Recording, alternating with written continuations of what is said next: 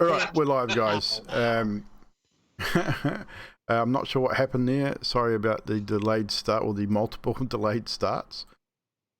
We were experiencing technological difficulties with the stream. I'm not sure what, but it was overcoding all to hell, overloading. Someone resubbed, I saw. I think. No, maybe. The number went up anyway. Someone did it. If you did it, thank you very much. This is a new screen setup. It was you. It doesn't show, it hasn't shown on my list, but it's the number went up. So thanks, Mr. Cameron. But yes, I have switched to a 2 PC setup, which is why we're probably having a little bit of teething issues. But there now it finally shows up. What the hell? You didn't share it, did you? That's why I didn't show up beforehand. Yeah, exactly. That's what I figured.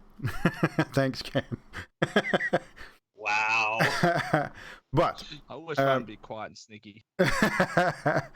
And now my camera has fucking shit the bed by the looks of it. Fuck. This is the issues that we put up with streaming, guys. Look, we're missing the DM. Awesome, let's have a party. God. Invisible. Well, Strahd. no, we can hear him. That's all. Yeah, that you can hear me on stream, but if I do this, you'll lose me. I can see you. You can see me in Skype, but it's not showing up in. No, I'm There it watching on goes. the thing. Now I it's can come. see Now it's come up screens. on stream. Oh, hang on. Yeah. I see. I've got the Skype overlay on top of that. That's why. Yes, it was the stream that was not showing, but I had to refresh the thing, get the stuff. Sorry, guys. Professional Magic's right. Push the streamer. key. I know, Matt. Magic. Just like, professional strummer right here, guys. Professional strummer. After all these years, still do not know which one is the NE key. Yeah, I'm still looking for it. No, you got it completely wrong. You should know what the NE key is. It's NE. It's just like typing Y, but it's N, then E. Series of keys, like Alt F4 or something. You know Yeah. what's the dumbest thing? I literally just looked on my keyboard for the any. Oh my god. Can we give him inspiration? That's almost the same as Yanti looking pressing her Stream Raiders button on her OBS yesterday. Look, at least she tried. Several times, twice. I swear I've seen it before, and I was like, wait. There is actually a keyboard that you can get that has an an NE key on it. I have seen that There keyboard. you go. But yes, so for those of you that have been away for a week or so, this is a relative. It's not a brand new setup, but it is a little different than we had it before. The font is a little bit different. It's the same font, but the font's had an update, so I've re-updated all that. And oh my god, that music is loud. Turn that down. Sorry, guys. So we will be seeing some slight differences with the way things are set up. We're running on dual PC, which is why we've been having these technological errors. Now we're overloading on the encoder again, and we are lagging. Fuck. This is going to do my head in, I tell you.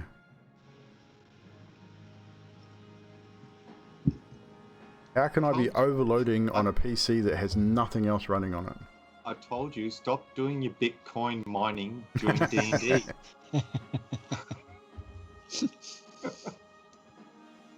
Go to ultra fast on there, see if that solves the issue.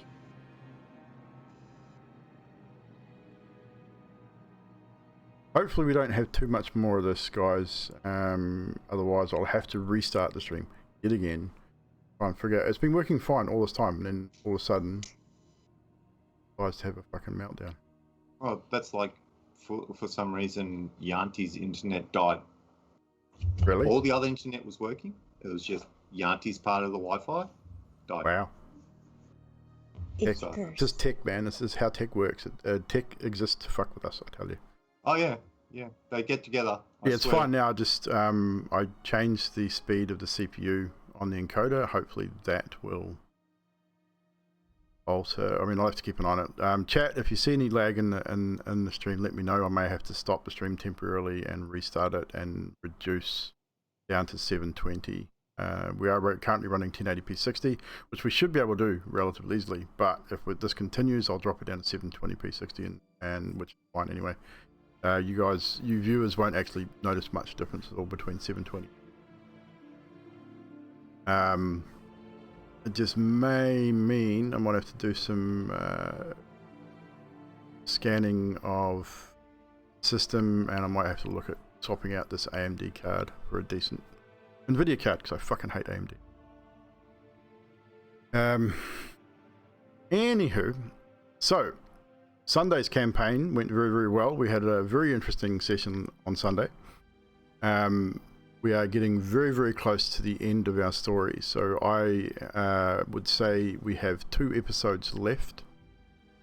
Episode 69, which will be this coming Sunday, I have a special encounter designed for this particular episode for the team, and then the following Sunday should be the final encounter, which will lead us into our epilogue episode, which will be the week after that. Following week, there will be the week after that, 21st. There will be no D&D on that Sunday because Sadiq and Yanti are away. When we do come back the following Sunday, we're going to do a Just Chatting stream, which will be a Q&A for you guys and for the players, and myself who's going to sit, hang out, talk about the campaign. Again, 2 or 3 hours, just going to basically hang out and shoot the shit. So chat, if you guys are there for that, and if you've got questions for the players about their characters, you've got questions for me about the story and the DMing and all that sort of stuff, start compiling those questions now, because that'll be the time where it'll be just you and us hanging out, chatting and talking about our story. So that should be a bit of fun as well. Then what we'll probably do is, depending on where Yanti's at with the multi-shot, we will either have another break or we'll have our session 0 for the multi-shot. So we'll see where everything's at that point, and we'll let you guys know. But Wednesday night we'll carry on right through at this stage. Anywho, so hopefully we get no more encoding issues. Let me know, chat, if you see it, and we will start tonight's episode. So, get that one open. I do need first.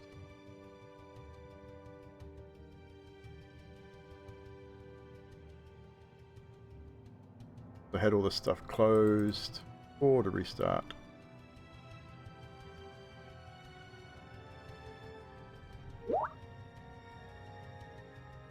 Oh, so they crashed again. Wow. Heat, the heat, I tell you. My maps.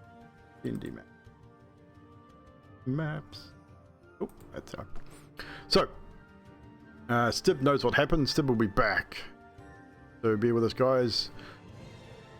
Right, so last we left off, our heroes accepted Strahd's invitation, and you were invited to stay the night in the Castle Ravenloft. All staying in one room. The morning broke, still raining, but storm had broken. You awake with a start as Emilia decides to step through the doorway into the hall, setting off Fibble Stib's alarm. Fibble instinctively fires Charlotte through the door, strikes Emilia, who lies bleeding in the hallway. Zedriel, after everyone else has woken with the reporting of a very loud rifle in the room, Zedriel attempts to heal Emilia. Unfortunately, has very little effect. You then are met by Rahadin, who invites you all down for breakfast. At breakfast table, you ask Rahadin whether Strahd will be joining you or not, but apparently your host had left early to attend to other business. And Vasily was also otherwise engaged. He'd been up all night painting, so he was probably still asleep. Eventually, you were led back to the black carriage, which returns you to the old Slavich road. On your journey back to Malarkey, you stop by the windmill to check that it is still burnt down, which it is. So you believe that your efforts to keep it that way have succeeded. Eventually you do make it back to the township of Valaki. Meanwhile, previous evening, Adok decides he must know what's in Rictavio's room and who potentially Rictavio is, whether he is who he says he is or not, and employs Ismark to aid him in breaking into Rictavio's room at the Blue Water Inn. Making his way to the inn with some rope and eventually making it to the roof and finding Rictavio's window. Once in the room, Adok finds an interesting book and a chest. Unable to breach the chest defences, however, he decides that it's probably prudent to leave and return to the church and get some sleep. Which eventually he doesn't, because he decides to sit up all night working on his armour and reading this new book. Once back at the inn together, however, Adok, who had spent most of the night working on his armour, was greeted by his allies returning. Spent some time crafting a new flute, which wasn't exactly well made and had a couple of bum notes there, which Fibblesib promptly decided to mend and pretty much aid him in recrafting the lute, which Adok purposely misjudged one hole to give it that just slight off note, as it just seems right to him.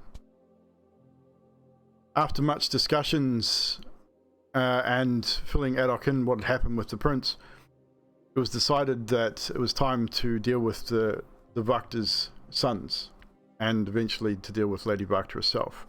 To remove her sons from the picture to make it easier to either infiltrate the house or deal with her in whichever way you need to. It was decided that Zedriel and Emilia would lure Nikolai and Carl from the house, get them drunk, and hopefully incite a act of violence against the city guard.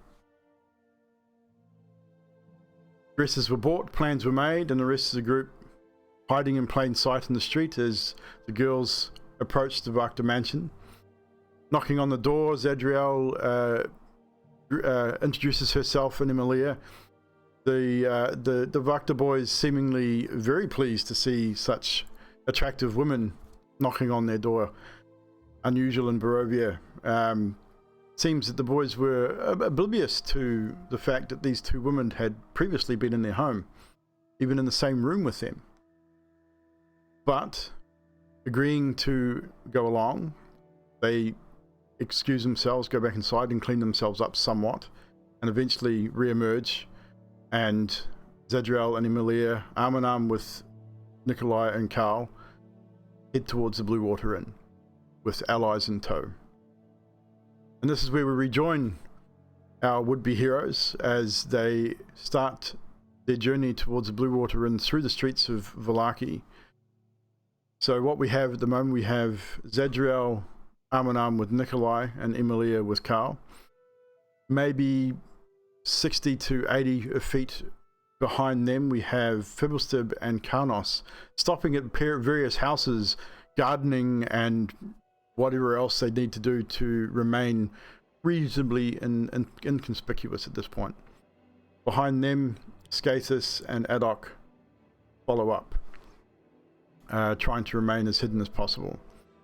So what we'll do just briefly, I need the boys to all roll stealth checks, even though you are stopping and doing things. So Karnos, yours and Fibblesib will be at advantage because you are not so much following as such. You're stopping, making yourself look like you're doing other things, so I'll give you guys advantage on that. Skathis and Adok, yours will be just a straight roll. 18. 18 from Skathis. Adok. 17. 17. Fibblesib and Karnos. I got 15. 15. And I also got 15. So not bad rolls all around. So for the time being, you are not being noticed by Nikolai and Carl. So the girls, we will start with you, Zedriel and Emilia. You are walking arm in arm with the Wachter lads, heading towards the Blue Water Inn. Zedriel leans to Emilia and says, I will teach you how to flirt with a man. just follow my lead. And I look into Nikolai's eyes like he is the only person alive and say, tell me a bit about yourself. And I hand him one of the bottles of wine. He sort of fumbles a bit trying to grab the wine, looking into your eyes, Zedriel, and you can tell he's not used to talking to a woman, especially in a very attractive woman. He stammers a little bit. Well, you know our mother, right? How long have you been in Arky? Like, we haven't seen you here before. But Lady Fiona Wachter is our mother. She's a noble in the city. She's most people like her, I guess. She prattles on like all mothers, but infernal book club every day. We just generally, while we're out drinking most days, we just don't want to be at home, really. You have a book club every day. Does she like to read or something? That's her book club. We don't hang around for that. Oh, I didn't know there were such clubs in the town. What about your father? Our father's been dead for three winters now. Fortunately, died of fever. So you are the men of the house then? You could say that. I mean, of course, we got David, the servant, and other staff, but and that weasel Ernest is there also. He just mainly does mother's dirty work for her. We try and just stay out of it, really. Is she having a book club right now? Every day, just about. About this time? When is it over? It runs most of the day. Normally finishes in the early evening. Oh. And on and off. I mean, not every day, but I keep talking to him until we reach the end and kind of trying to drink a little so he'll drink a little. He doesn't need any prompting to drink. He probably guzzles about half a bottle before you get to the Blue Water Inn. He is a seasoned drinker. You can see that he's not any slouch when it comes to drinking. So yeah, Emilia, Carl doesn't really say much to you. He's the shorter, dumpier of the two brothers. He just keeps looking. He just keeps looking you up and down, like he's just amazed that a beautiful young girl would even be interested in him. You can see that he's a little nervous. You can see a little bit of a sweat on his brow. And he just sort of walks with you. Is there anything you're doing at this point? Emily sort of feels out of place and doesn't really know what she's doing, so she's just sort of gonna hug his arm as such. Okay. So with and not saying gripping a little tighter onto his arm, he sort of looks at you, and you get the impression that he's just as, feels just as out of place as you do, which is almost a common ground between you both. So as you grab on and a little bit tighter to him, he sort of pulls you in a little bit closer as well into his arm, as almost like a security thing more than anything else. So you're both very similar in that respect. You do eventually make it to the Blue Water Inn. Once there, you enter the front door. Do you find like a more secluded table? There's several tables. There's a big table that you guys normally sit at, and there's several smaller tables around the outside of the inn and towards the stairs. Yeah, probably a corner somewhere. Somewhere secluded-ish, but I can still see if my friends come through the door. Okay, so what we'll do, I've got... Yoink, there we go. So what you'll see there is basically how the inn is set out. So where you guys normally sit would be this table over by the stairs, the big table. You got these several smaller tables towards the front of the inn, and obviously the bigger ones in the center. So you're obviously wanting to sit together, I would imagine, not apart. So I would say that you would be able to move these two smaller tables together and create a table for 4 easily enough. There are a few people around the inn. At the end table down here, you can see there is a couple of city guard, Balakian guards sitting. Their helmets off. They've still got their pikes leaning against the wall, but they have the helmets off. You can see they're probably off duty, having a meal, but they're still in full uniform. Up at this table here, this first round table, as you enter the inn, there is a looks like 2 or 3 two men and a woman. One of the men you recognize as one of the were-raven that you guys had encountered in the forest. Erwin is behind the bar, and there's a couple of people sitting at the bar stools as well. So you move those tables together. Erwin gives you a nod as you enter, and you seat yourselves and start your conversation. We'll switch momentarily to the boys. You guys will be pretty much now approaching the inn. You've seen them go in. Where are you going to position yourselves? You know that the Wachters probably know you and have at least seen you, although they don't seem to have recognized Zedriel and Emily.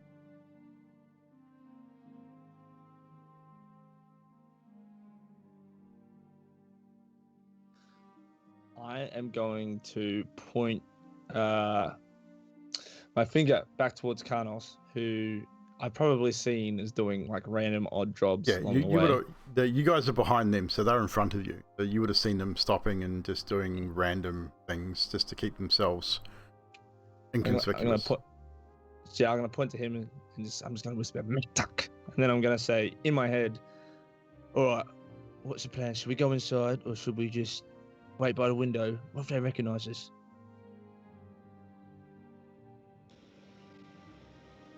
We could always go inside and just sit at a table. It's like normal, wouldn't it? Were you talking to Skathis or Karnos? Karnos. Skathis, you didn't hear that. It was a message. It was a message to Karnos. You didn't hear it, Skathis. Oops. That's good. I thought I didn't hear the names right.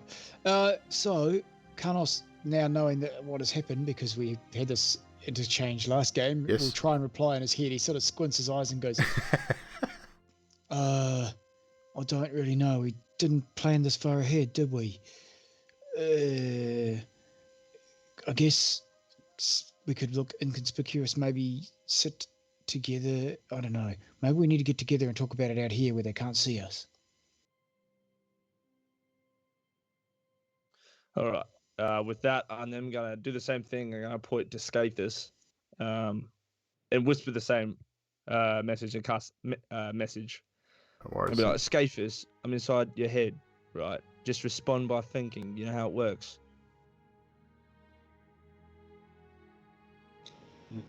I turn to look at Adok and go, "Why don't we just sit outside?" Not in my head.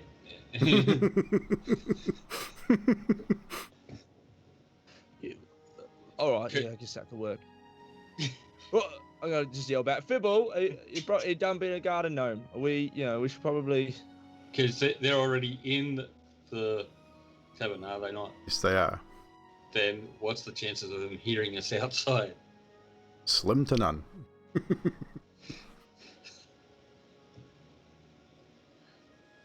Fibble, stop digging that hole. It's done. You can stop now. But he wanted it deeper, so I make it deeper.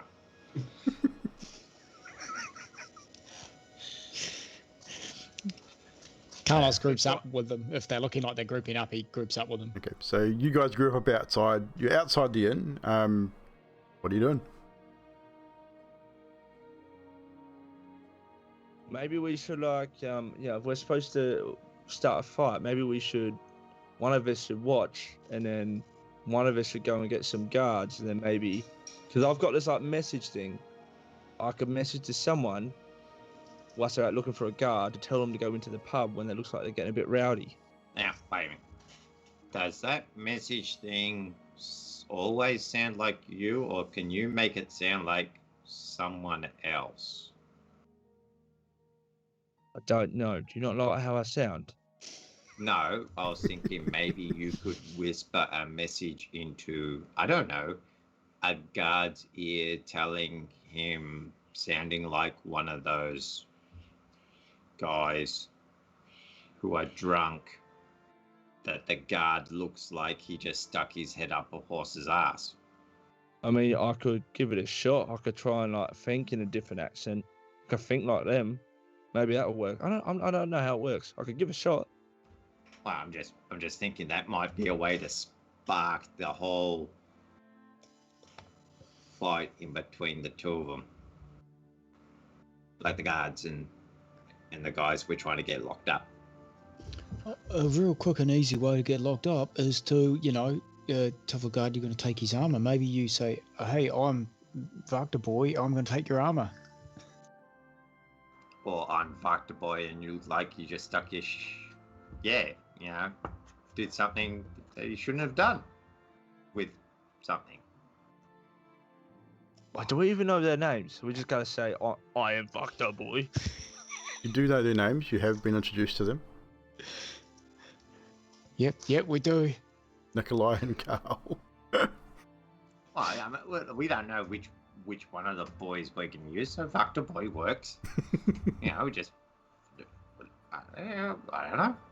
Or do we act like we're a guard and whisper into one of the Wachter boys that we know is gonna get triggered very quickly, saying that his mum was really good last night.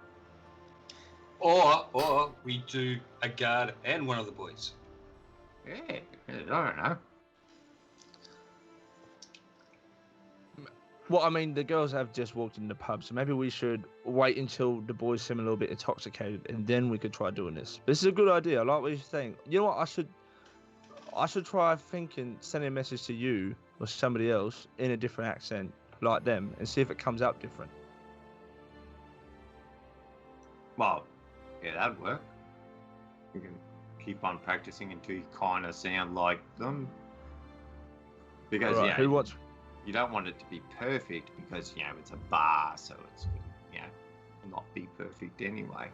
Just want it close enough to make them turn around and go, "What'd you say?" That type of thing. Well, what about your magic? Can you? Because there's guards in the bar. They were in the bar when we were drinking, right? There must be a guard around here and there.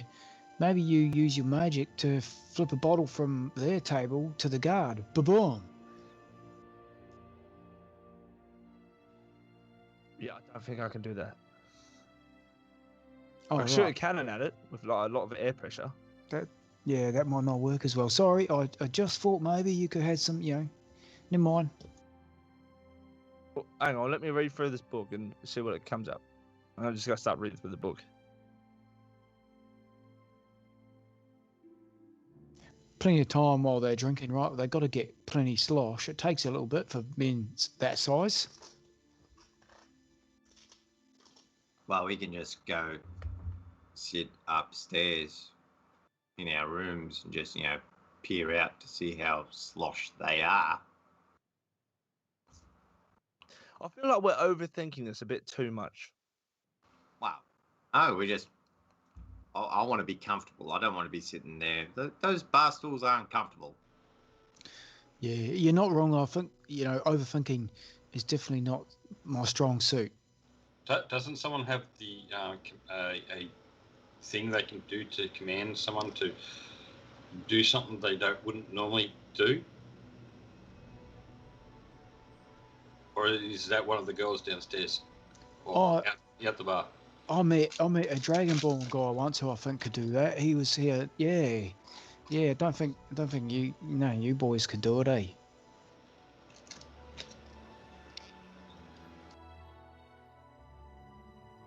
No, I can't do it. You know what? All right, let's have it. Yeah, we should probably just head upstairs and we can look down from below. That's probably a good idea. Some way we can still look at them without them looking at us. Sounds like a good idea. All right, done. Ready. So you're going to head upstairs?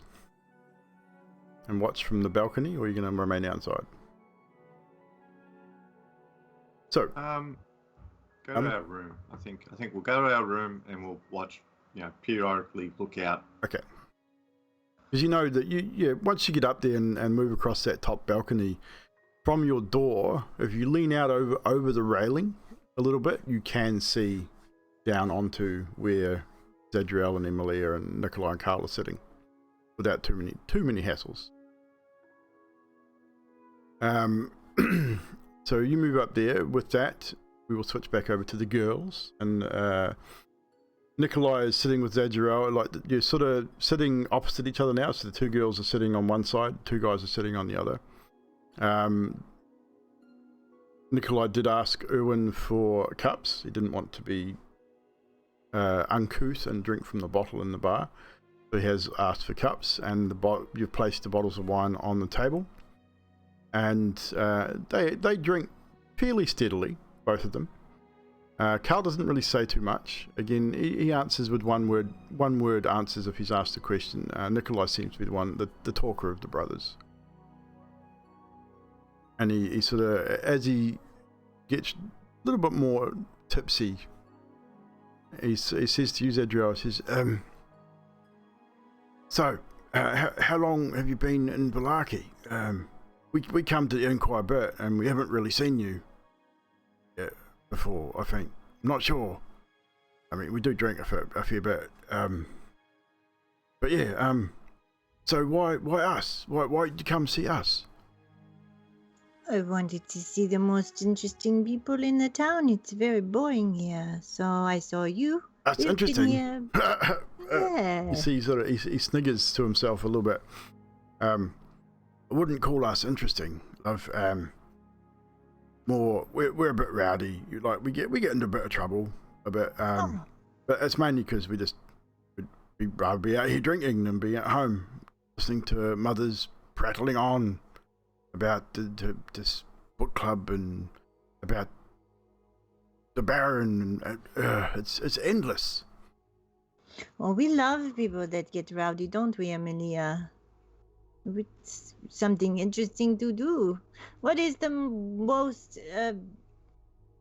extravagant thing you've done here? Did you start a fight before? Well, we try to keep out of too much trouble. I mean, we get pretty loud and drunk, and the guards do get a bit upset with us, but normally they just we spend the night in the cells. We go home in the morning. I mean, nice comfortable beds there, kind of. But it's It is what it is. I mean, it's not much to do here in Vallaki. I mean, we're kind of trapped in this town, really. Can't really leave, or we could, but nowhere else to go here in Barovia. It's pretty dark place. I mean, you probably noticed. I mean, so why are you here in Barovia? I mean, why would you come to this place of all places in the world? Well, we're kind of just passing through, trying to see the sights. It's passing not much through. Yeah. Not many people pass through this place. Yeah, I can see why. I know, right? Yeah. Oh, excuse me. Sorry, love. We kind of like burly, interesting men that can stick up for themselves, because these guards, they were hitting on us and being very rude, and they were actually scaring Emilia to death, and we wanted kind of to look for someone to, protect us. Well, the guards aren't that bad, really. I mean, most of them are idiots, to be honest, but because most of them work for the Baron, aren't they, right? I mean, Mother always says the Baron's an idiot and doesn't know what he's doing, and she would be a better burgomaster than he is, and with blah blah blah blah blah blah. But most of them are pretty good men, I guess. I mean, they do their jobs well. How much is he pretty well drunk? He's getting there. You can see they're both fairly well seasoned drinkers. I would say by now they've probably polished off a bottle, maybe two, and he's still fairly, it's like, you can see he's getting tipsy. He's not drunk. His brother Carl seemed a little bit more closer to being drunk than he is. Are they giving any like keywords that lets me see that what would instigate them to get angry? At something? Roll insight check.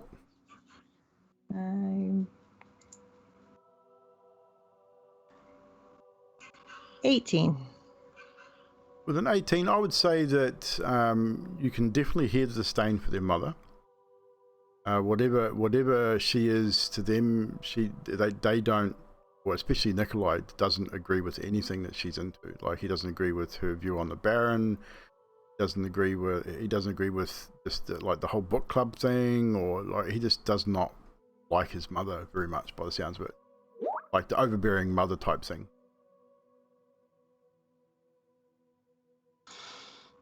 Nikolai, do you mind if you would just kind of, stay over in the inn tonight, away from your mother and all that stuff, and kind of just sit and drink with us? Oh, of course. I mean, we normally stay out all night anyway. I mean, excuse me. We drink, we have fun, we get a little rowdy, sometimes get trouble, but we normally drink all night and then go home and sleep during the day. Oh, you can sleep. We have beds here you can sleep in.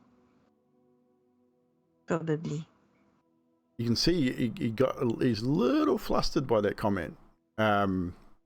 He's a little unsure of the implication that has just been offered. And he gets a little blushed, a little flushed in the face, and then reaches down and reaches out a hand towards your hand on the table, and says, "That would be that would be really, really nice. I would like that. You're really pretty." Thank you. And I'm gonna look. Do I see any of my other team members? Like, No, you do not. shit. Because I forgot to ask for those pies. It's the moment that happens. Yep. Carl's going to feel Emilia's leg brush past his, and they are going to make direct eye contact, like point to point. He will look at her. Yep. And she will look back directly eye to eye. And Carl reacts. You sort of see him stiffen up a little bit, like he sits almost bolt upright in the chair, is slouching a little bit, and then locks eyes with Emilia, and sort of he gives you a bit of the eye. Like he again doesn't say anything. He's so quiet compared to his brother. He just sort of gives you a bit of a look, and almost like a half pie wink, raises an eyebrow, and just stares back at Emilia. Does not break eye contact until she does. Eventually, Emilia will break eye contact, blush, and look down. Okay, and he'll blush and look down as well, around about the same time. We will briefly switch to the boys at this point. So, a couple of times during this conversation, which one of you or all of you peering out to see what's going on? Adok? Yeah, I would be. Yeah, not me. I'm not so good at sneaky stuff unless there's See, Adok, you and trapped. Fibber would probably be better to do it because you could look through the railing rather than trying to peer over the top. So it'd probably be less conspicuous if you did that. So I would say that's probably not a bad idea. So as the first time you look out, you sort of lean over and you can see that a couple of bottles of wine have been drunk. You can see you can not quite hear exactly what's being said, but you can see this conversation going backwards and forwards between Zedriel and Nikolai quite freely. You can see the awkwardness between Emilia and Carl. You do catch that look, and then you catch them both sort of look away and almost like a giddy schoolgirl type thing, where they both sort of blush and look away and sly little smiles. Fibble, Yeah. I've got an idea. We're just trying to get him drunk, yeah? What about Yeah. if we just make him pass out? Have you got some toxins on you? Oh, don't we want them to be? We want them aggravated.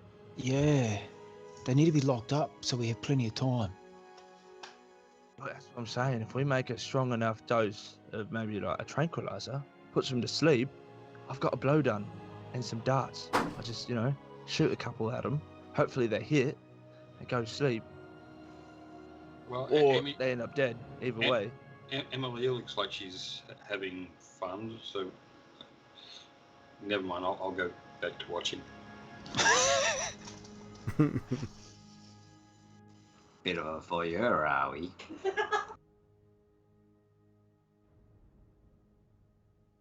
Right. No. What if I have some what the hell's it called? Alchemist supplies. I might be able to make something that would allow us, I don't know, make them a little bit more aggro than normal. Yeah, that's where you want something to anger them up a bit, right? But this also depends on your ability, Adok, to hit the board side of the barn. Because we don't want you to hit like, I don't know, Emilia and she go nuts and fucking kill everyone. Because she could do that. The whole demon thing. Look, well, I feel like we've got enough time. I feel like I trust myself. I feel like I can do it. I believe in you, Adok. You are the best goblin I know. Isn't he like the only goblin you know? Yeah, haven't you killed the rest of them? Doesn't that kind of make it a moot point? Well, no, but that Look, actually makes it true.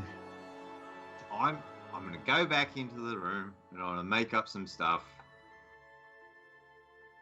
Right, as long as you can make some stuff that can actually have a dart be laced with it. It's got to be strong enough that the edge of the dart. Well, I got goes oil, so I can mix it in the oil, so the oil will stick to your dart. So we just don't know if, because I could make something that could counteract with the alcohol and kill them instead. Oh, that could go completely wrong. Have you got some acid? Well, I've actually got something. We're way back in the house with the little ghost kids, right? Oh, if you remember, I think it was in the house. There was some goo, and it was it's kind of paralyzing to people. Oh, do you guys remember that? And I actually scraped some up in this here bottle, and I have. That's right, you did too. An empty health bottle, which I scraped goo full into the air, and I. Yes, you did. I remember this. And I'm not very. I was going to put it on my weapon at some stage, but if it can be utilised, it was paralysed. But I mean, you might use it later, maybe not this time around. But would you like that, Mr. Stib? Well, that could work, but I don't. Do we really? Do we want to paralyze them? Because I don't think getting paralytic is actually Maybe an incarceration type thing. Well, if you get someone on his knuckles, so when he punches the guard is. I don't know how this works because I'm not an alchemist, so I have no idea. Or do we wait until the opportune moment when the fight begins and we trank one of the guards and go, "Boy, that guy just knocked him out." Oh yeah, that is gold. And Carlos hands you the paralysed goo flask. It is basically a health flask full of paralysed goo. And then I go to here, put some on your blow dart and shoot Scathus with it and see what happens. All right, give it here. Sorry, it's 2 tablespoons of sticky paralysed goo. That's all there is. There's not a hell of a lot. I've got to remember what it does. Oh shit! I I don't we think had to roll a Constitution save, and it either Yeah, paralyzed us or I it can't didn't. remember what the DC was. You can make that up because you're the DM. I can. I will make it up. I think I remember what it was. I didn't pass it. That's all I know. Failed quite miserably. Or someone didn't, but yeah. Yeah, I think it was Haddock that failed it. Memory. So I'll wipe that goo out of my backpack for you, Mr. Sturb. Right. I don't know. Yeah. So It was just a note. 2 tablespoons of sticky paralyzed goo from Death House. yeah. Okay. And if you're gonna, I would say with that amount, if you're gonna add it to like a blow dart, a dart from a blowgun, you'd probably get half a dozen applications. But it would not have the same effect at that volume as it would have first encountered it. It would be at a reduced effect. It would still have a paralyzing style effect, but to what end, not sure. That's fine. What I'd do is I would get a little bit of the dart. I would scrape a little bit at the end of the dart, and then I'd just walk up to Scapers and I'd be like, "G'day, how you going? Jam." Does Skathis react? Do I get a reaction? Please Well- don't have a reaction. Well, depend. Actually, I don't know. I don't know whether you would. Okay. No, I'd say it would all happen too quickly. Just walk up to you and just jam you with a needle in the hand or alright. something. It's more fun if you don't get a reaction. So you'll need to make a Constitution saving throw, please.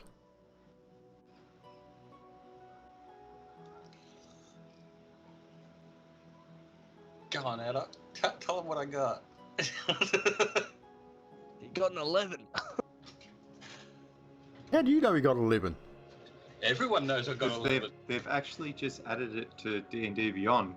It's got a game log of all the rolls. We've been Oh, shit. dicking with it since you've been talking. Hang on a minute. Is that in the Where's that? At the top of the screen. Oh, Yeah, there's just next to two. Oh, look campaign. at that. It's Oh, got a that little makes it. talking thing. That is awesome. So now you know what people roll without even having to ask. That is Which is awesome. going to make death saving rolls a little bit of a pain in the ass. What is what it is. Just you just don't check it for that if it comes I down roll to it. real dice. Or you roll real dice for it. I mean, it's up to you guys. I mean, I'm not really too fussed. As long as we play it, the death roll, as long as we play it as your characters would not know what's happening, I mean, that's fine. It's what it is. But that is kind of cool. So 11, with your, because there is an opportunity here with that too being on screen that I could potentially have that listed on the stream too, possibly. So with a window capture. Actually, So. quality. Which I might look into. But yes, so Skathis, that would be a failure. Yeah. At first, all you feel is the prick of the dart, and that's like that doesn't do any damage, but it's enough to sort of hey, what'd you do? And then your hand starts to go numb almost immediately, and then that numbness starts to travel slowly up your arm into your shoulder. And probably a good portion of your neck and lower face. So speaking is not going to be overly easy at this point. It doesn't put you out, but you find that pretty much the lower part of your face is now pretty much paralyzed. Like you've been to the dentist and you've got a whole bunch of like anesthetic in your bottom jaw. Your bottom jaw feels like it's 5 times its size, and you can't feel anything down your right arm.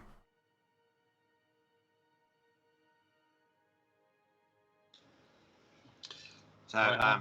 Skathis, what's it done to you? So with that, I pick Adok up with my left arm, hand. Drink check. It's not going to look good. I'm happy with that one. It's not bad. 19, that's pretty good. So with a 19 you managed to pick, he's not heavy, so you pick him up with your left hand. What are you doing? Then I try and get my right arm up to hold him with it and let it just drop. So you attempt to move your right arm. You can't move it at all. So you sort of swing a little bit to try and get it to swing around. And yeah, it's just not working. You cannot move it at all. It is completely numb. Completely paralyzed. As is your bottom jaw, which makes you unable to speak. Can I try at least something? Pretty much. That'd be about the extent of it. So you guys see, Adok, you get picked up by Skaters. You see him try to speak, and you see his bottom jaw just won't move, and he's trying to he's speaking through the back of his throat and tongue, and his right arm is just hanging limp at his side. Skaters, put me down. We can't make a scene. All right, you're numb. Just it'll wear off. I actually dropped you. And he dropped you. So you don't take any damage. It was only a couple of feet. So. All right, thank you. Well, Fibble, now we know that it makes them paralyzed. I reckon if we aim them at the legs, if they go to stand, it'll make them look like they're drunker than what they are. And the guards might be like, oh, you're too drunk. So wait a minute. You could just, instead of like jabbing them, you could go past and, like what you just did to Skathis, just scratch their butt. I don't know. Jab them in the knee. Yeah, but like, what if they recognise me? That's what I mean. I was going to shoot him in the knee from the balcony. I just aim it down. Shut up, Skathis. Yeah.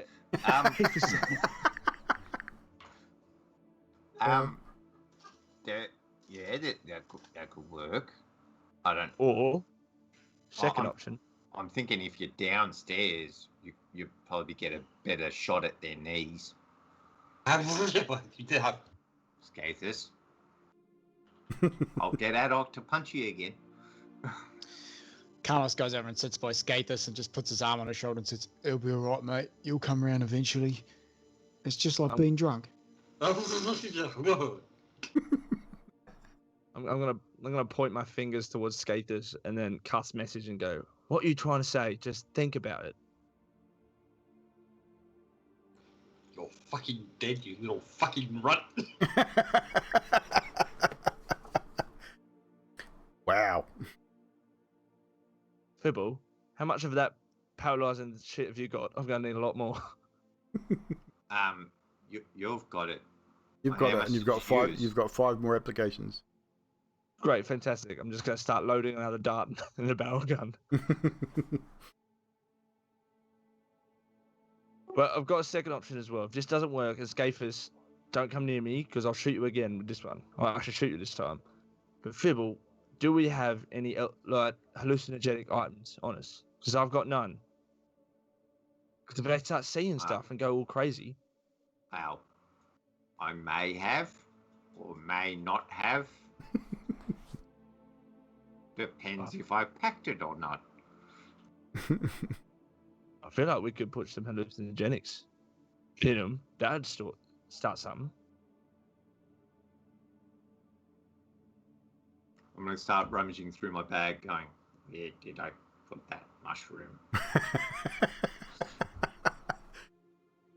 Right. Meanwhile, back down in the inn, Nikolai is definitely making advances towards Zedriel. Nothing too over the top, but you can tell that he's definitely interested. Zedriel, you would have noticed the interaction between Milia and Carl, and it's kind of cute. It's like really teenagery type stuff. I mean, look, Carl definitely looks like the younger of the 2 brothers, so you can probably kind of understand a little bit. By this stage, Nikolai, you can see his eyes are starting to get a little red. You can tell he's probably getting to that point where he would be quick to temper given the right circumstances. I'm gonna cast command on not Nikolai but his brother. Oh. Say. Ready? It's a wisdom save. and say insult. Okay, so find his stats.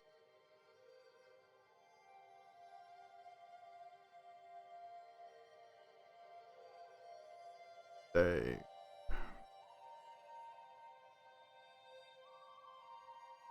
rolled a 10, so I'd assume that would be a failure. Fails. So insult, and it doesn't really matter. I don't think I can target it because I can only say one word. I think yeah. So you watch him sort of blink a moment, and he's already interacting with Emilia. So he's looked directly at you, Emilia, and goes,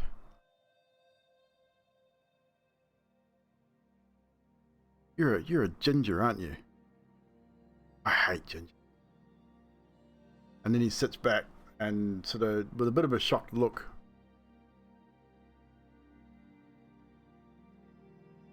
What did you say to her? Nikolai, did you hear that? Nikolai looks over at him and goes, What are you doing, you idiot? And then just clips him upside the head. Twack! If your brother's going to talk like that to our friends, maybe we should just go. I mean... No. Just give me a moment. I'll sort him out.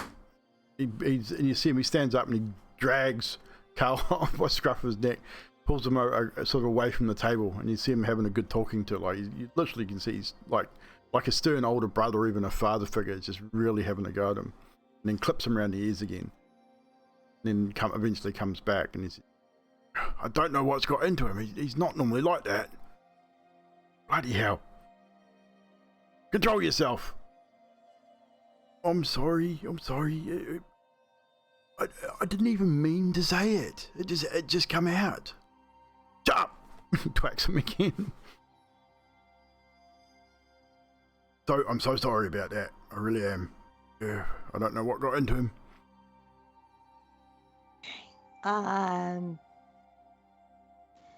Maybe what Emilia? Emilia's going. When that happens, she's gonna give them blank look, and when they're off, getting a talking to, she's sort of gonna giggle because, and she's gonna turn to Zedriel and say, "If he hadn't said something stupid, I would have." Actually, Emilia, that was all me. I'm so sorry. That was a spell. I was trying to get him to fight, Oh, I see. Do you see anyone? Where are the boys? I don't know. Roll perception, both of you. See if you've noticed your chaperones spying on you from above. 16. 16 and Emilia? It's night time, isn't it? It would be, yes. So you get a +2. 25. Even with a 16, you probably both would have noticed every now and again a little grey face poke his head through the railing above you, looking down on you. An incredible ruckus coming from upstairs. And you probably would have heard the thump on the floor as that got dropped on the floor too. So, So you give it look like... What's going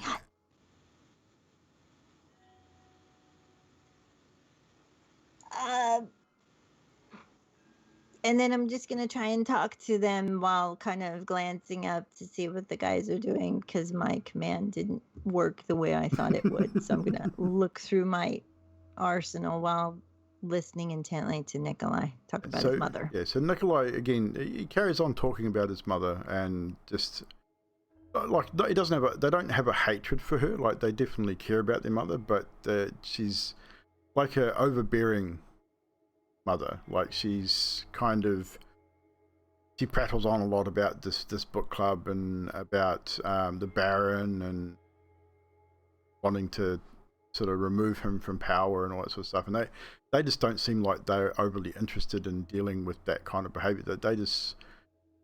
You get the impression they definitely sort of feel trapped here. They just want to leave, but they really can't. I mean, they're young men. They're not old. Nikolai probably maybe in his early 20s, and Carl's probably barely 20 himself. So you get the impression that they're still very much under their mother's control, and in that kind of respect, which is why they drink and stay out as long as they can before going home to eventually just sleep, so they don't have to deal. You know, Nikolai, I'm starting to feel very bad for your situation. Maybe I don't even know how to say this. Would you mind if Emily and I just went out for a bit? You can stay upstairs, maybe sleep it off, and we'd be back later if you promise not to leave the room. What you mean leave? We're having fun. We're drinking. We're talking. This is fun. That's true. I think Emilia needs a bit of air, maybe for a couple of 2-3 hours, and then we'll be back. Well, I mean, I roll a persuasion check at disadvantage. 2 or 3 hours for air? I feel really bad for them. 16 and 26, Jesus.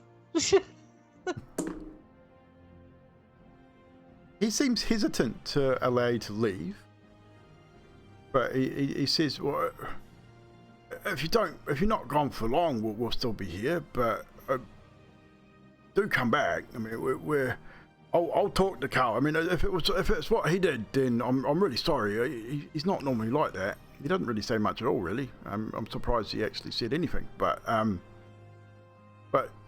don't just leave without saying goodbye or anything. I mean, we're having a good time, are we not? We are. Yes. Right. All right then.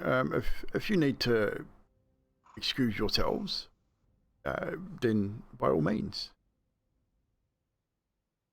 All right. I'll show you up to our rooms, and then we'll be back a little later, right, Emilia? So I'm just kind of winging it. Does Emilia agree? She agrees. So with that, you escort the gentleman to, I assume, Emilia's room. It does have 2 beds in it. 2 single beds in it. Do we pass by? Your room, no. Your guys' room is at the end of the hall, so you've got your guys' door, and then right next to it is the door to the main room where you guys are staying. So unless that door is open, you wouldn't. Just out of question, is the room still alarmed? I.e., from other people entering it? No. Okay, just wondering. I still have those extra bottles from of water, and I touch them, and I give them to Nikolai for your weight. Well, thank you very much. And he's, I look forward to seeing you again, my lady. And he sort of gives you a bow and grabs your hand and gives you a kiss on the back of the hand. I mean, he's very awkward but gentlemanly at the same time. So you can tell he's probably not had a lot of interaction with women, but he knows respect, how to treat a lady. And he nudges Carl, who does the same thing to you, Emilia. Emilia smiles, still sort of like embarrassedly, if that's good. Embarrassedly, yep. Of course. And you guys, you exit the room, you close the door, and you go straight next door to the boys. Yeah, but where would our armor be? Is it It in would the be room it with would them? be with the no, it would be with the boys. I would imagine you Okay. would about that. Emilia's might be in that, but it would be stored. I would imagine. But whether the boys go through your things or not will be by a dice roll that I will make very shortly. Okay, I'm gonna grab my armor. Well, we got changed in there, right? Actually, you would too. So your armor would be in that room. So I'm yes, gonna your armor peek would back be in the doorway yeah. and see what are they doing. Are they drinking? They would be sitting at the table that's in the room and probably drinking. We're gonna go in and try and get our thing. I don't think this is gonna go. This is not going to end well. Nikolai sort of says, "Oh, you're back already? That was quick." No, I forgot that I have to deliver this before nightfall. It's getting a little too dark. We're gonna be right back. We're gonna go out and we'll be back. Deliver what? You deliver armor? Yeah, it's a gift. Roll deception at disadvantage. Where's that? Okay. 10. Yeah, he's not buying it, unfortunately. So he gives you a look and says, What are you up to? And he looks at you sideways, he squints his eyes a bit. He's, haven't I seen you somewhere before? Yes, in town. No, before today. Carl, what was them people that come to the house the other day to talk to Mother? Carl sort of looks over at Emilia. You can see he's a little bit taken with him. And he looks back at Zedriel. So they're looking both of you backwards and forwards at this point, and you can see that they are suspicious. I'm gonna look awkwardly silent. I'm looking at you. He's looking at the armor, trying and put two and two together because he sees the shield and the hammer. And his perception check was fairly high, just to warn you. I'm gonna go up to him and I'm gonna put my arm around the back of his neck and look at him and say, "I'm so sorry," and punch him in the face. I'm trying to knock him out. Okay, roll a hit. Oh shit! This escalated quickly. Oh, it's not gonna be well. 8. Oh, that was a warhammer. Hang on, unarmed strike. Yep, so unarmed strike. 17. 17. Yeah. That's not bad. I mean, even though his armor is reduced because he's not wearing his normal breastplate that he normally wears, that will still hit. What is your damage? You're trying to knock him out, right? I'm just trying to knock him out. I was 7, but I'm just trying to knock him out. So what we'll do here is roll a d6. He is definitely shame that this page doesn't have a dice roller on it. That would be cool, and I could roll on the same thing. I don't want him to. Feels so bad. I have to explain this to him in the morning. As you hit him, his eyes roll back in his head. You catch him flush on the jaw, and he sort of drops back down in the seat and then rocks off to one side, hitting the floor. Carl's eyes blaze in anger the moment he sees his brother hit the floor, and he will retaliate with a strike, with an unarmed strike of his own. That's you, Zedriel, which will be a 14, and because you are wearing no armor, you need to reduce your armor class. Okay, where's my armor? Okay, hang on. You got no shield, no armor, so I'm assuming it'd be base armor class. Be 12, so yeah, he hits. So he'll hit. Again, unarmed strike, so it will only be with him 2 damage. But he does strike you on the chin. I need you to make a. How much have you had to drink? I was hoping barely any. Just like. You have had some, yeah. Yeah, trying to. So roll d6 for me.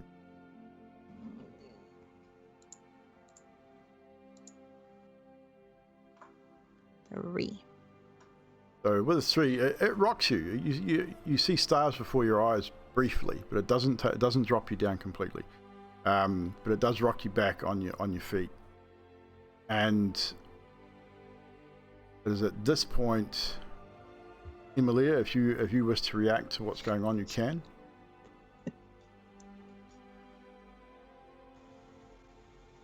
Yeah. Sisters before misters.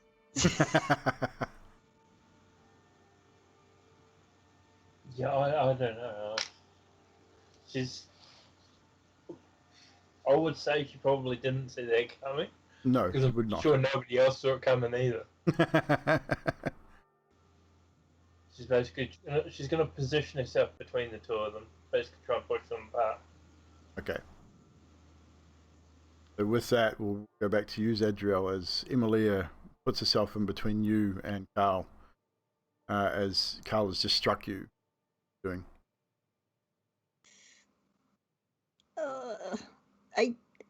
I say I don't want to have to knock you out, but I have no choice, and I'm gonna elbow him up into the jaw, hopefully.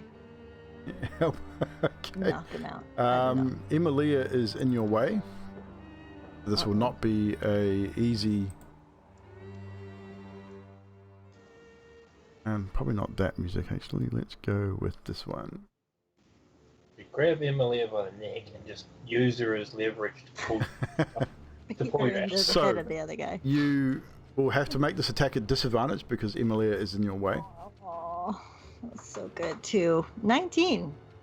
That still hits. Yeah. Again, I will roll a d6 to see what the result is because he has had a fair bit to drink as well.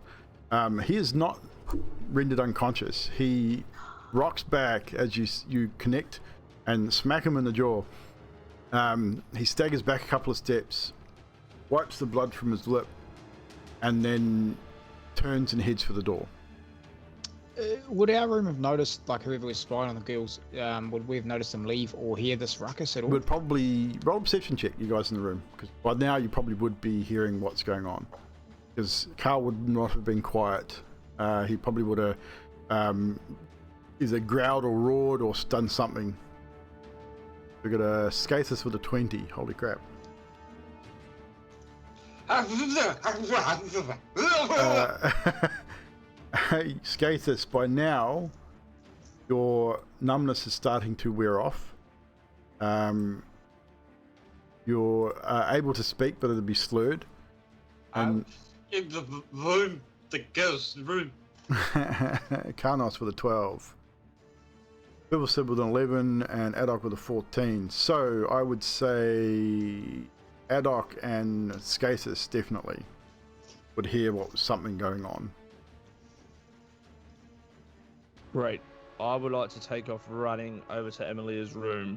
And as I'm running over there, I would like to start scraping some bits of the goo onto two darts. As you head towards the room, Scathus? Yeah, I'm heading to the room as well. It's not very far. You literally go from your room to that room. It's literally right around the corner.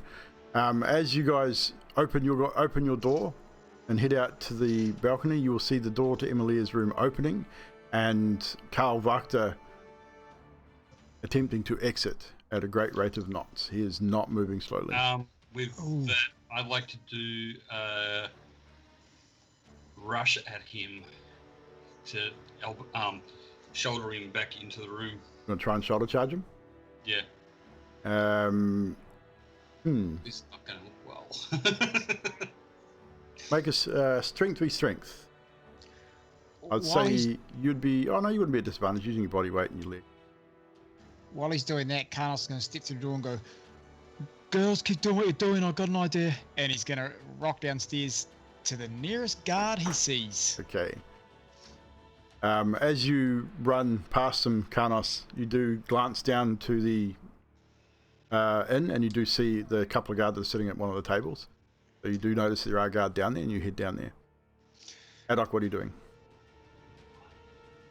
Alright, so it's Scathus. What I basically want to do is I want to jab one needle in one of the boys' legs and jab the needle in the other boy's leg. All you're seeing is Carl at this point. As you sort of will get to this point with Scathus. So Scathus, roll a strength check for me, please. Oh, fuck. That's even lower.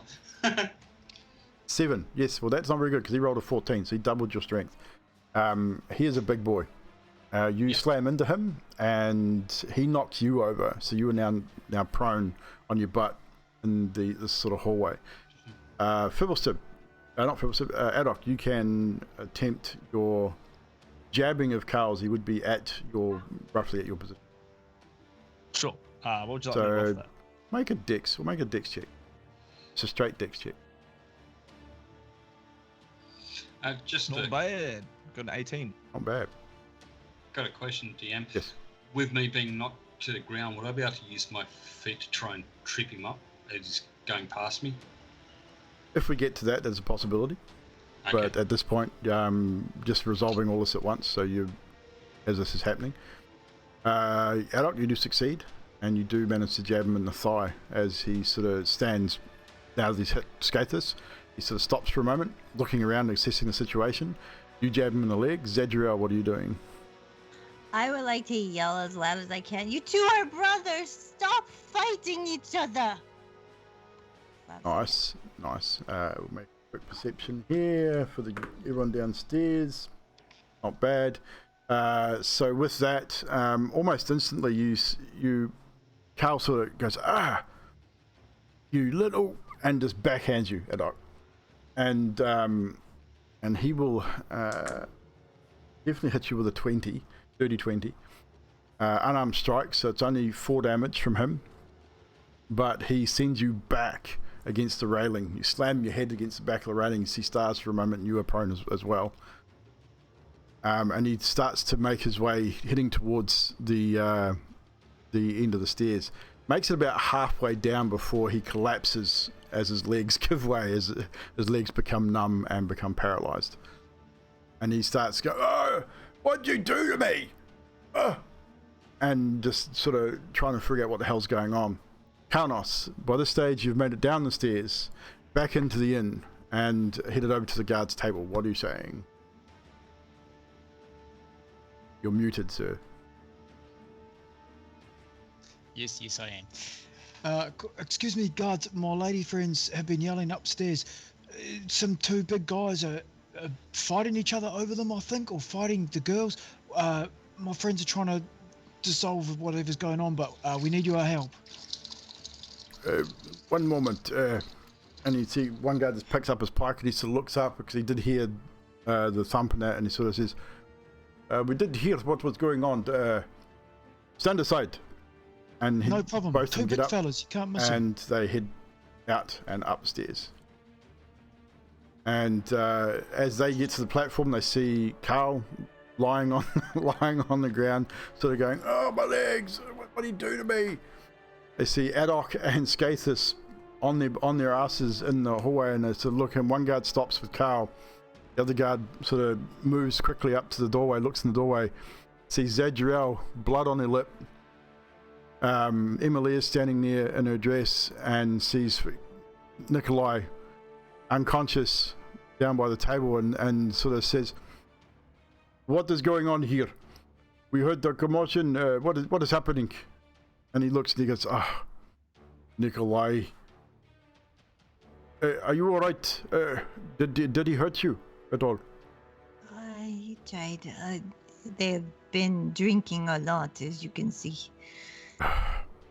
These boys, they make trouble regularly. I do apologize for if he had hurt you. We will deal with this immediately. If you just give me one moment. And he goes back out of the room, talks to the other guard, who then leaves. About 10 or 15 minutes later, returns with 4 other guardsmen who, in due course, pick up Nikolai, shackle him, and shackle Carl, and take them both away. All the time, Carl's going, "But they did this. He's trying to argue. He sees, they can tell he's intoxicated, and one of them backhands him with the butt at the end of the pike, rendering him unconscious, saying, "Shut up! You are trouble again. More paperwork for us. God damn it!"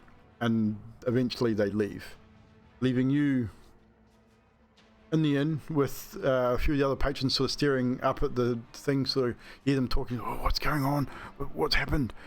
Oh, the Wachter boys again. They're nothing but trouble." Sort of whispers and stuff going on. But it is now quiet as the boys have left. And you are on your own again. Upstairs, dealing with the aftermath of this current situation. Emilia sighs. Oh, I'll never get laid. I'm sorry, Emily. I feel really bad about that. Yeah. They were very nice, actually. But we are here for something else. I don't know what happened there. One minute you were drinking at the table downstairs, and next minute you're fighting in your room. Did they try and force themselves on you? No, I'm You wiping down the didn't grass. stick to the plan, did you? Well, they were. We had a very They cunning don't like their plan. mother either. Oh, and she has a book club every day, all day long until the night. There is no book that good that you would do it every day till the night. So they might be people at our house. But they didn't like them either, so I thought maybe if we just kept them away, they wouldn't have to go to jail, you know? They're nice. What? What the hell? You didn't stick to the, you didn't stick to the, What is wrong with you? you Oh, didn't. we tested something on him to see if we could prank the... Feeble. What? It was What a did you cunning do? plan, and you stuffed it up. He is not a cow, he is skaters. You don't need to experiment. Hang on a minute. You didn't answer the question though. I don't you. I thought Emilia had a shot at releasing her inner demons, and I was going, to, stall them. How did they end up in punchy though? Right? I don't get Oh. that.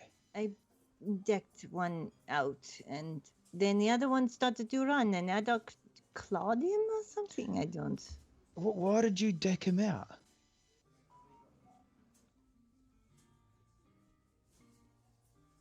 I don't remember. Mr. Stibb, Zedriel is not making a lot of sense. Normally it is I who do dumb, unpracticed, uneducated things. I do not understand how this plan went awry. She tried to improvise? This plan worked perfectly. They are arrested. Let's go. Yeah, until they start talking when they're no longer drunk. I'll And tell them I have both an of their inner. both of their stories match up, saying that you started the whole thing. I'll tell them I have an inner demon that punches people. Yeah. We're going to jail and we are losing all our gear. I know it. No, be fine. I'll make it right. Alex is going to pick himself up off the ground and wipe the blood from his mouth and just go, I don't really care how the plan came together, but next time, can I just not be the one that's getting hit? Because I'm getting quite tired of being punched all the time. Oh, I don't. I patted his head and Thanks healing for hands it. him. Where did they punch you, Adok? Right here, where I'm bleeding from the mouth. Yeah, when you block, try not to use your face. It's one of the first things you learn when you start to be a fighter. I don't look. Am I a fighter? Have I ever once? I'm not a fighter, am I? Then why were you up in amongst the people? I don't know. I didn't think. I just went. Right. I thought you were blow darting that stuff. It was just, observation. Again, I didn't think. I just went. Yeah, funnily enough, there's a lot of not thinking going on here, and it's not me. You know what? There's a lot of faith that it's going to work out. So I'm going to get my armor on, There.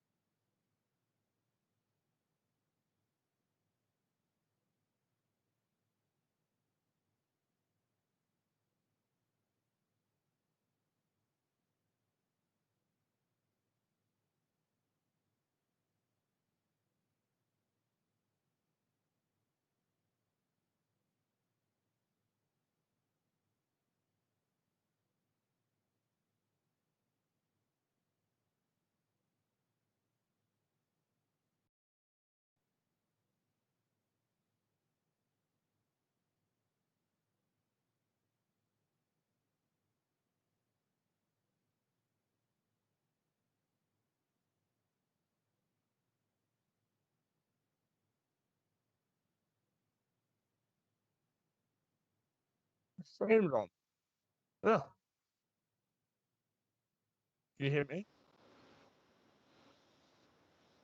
Check. Got a check from you. Is my mic working? Okay, cool.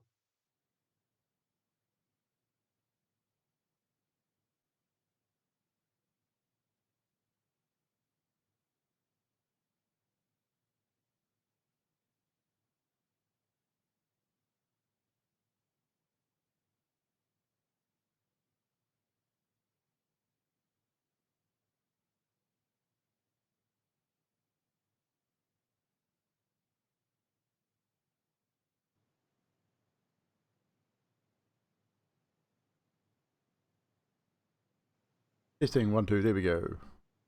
That was weird. I'm sorry, people.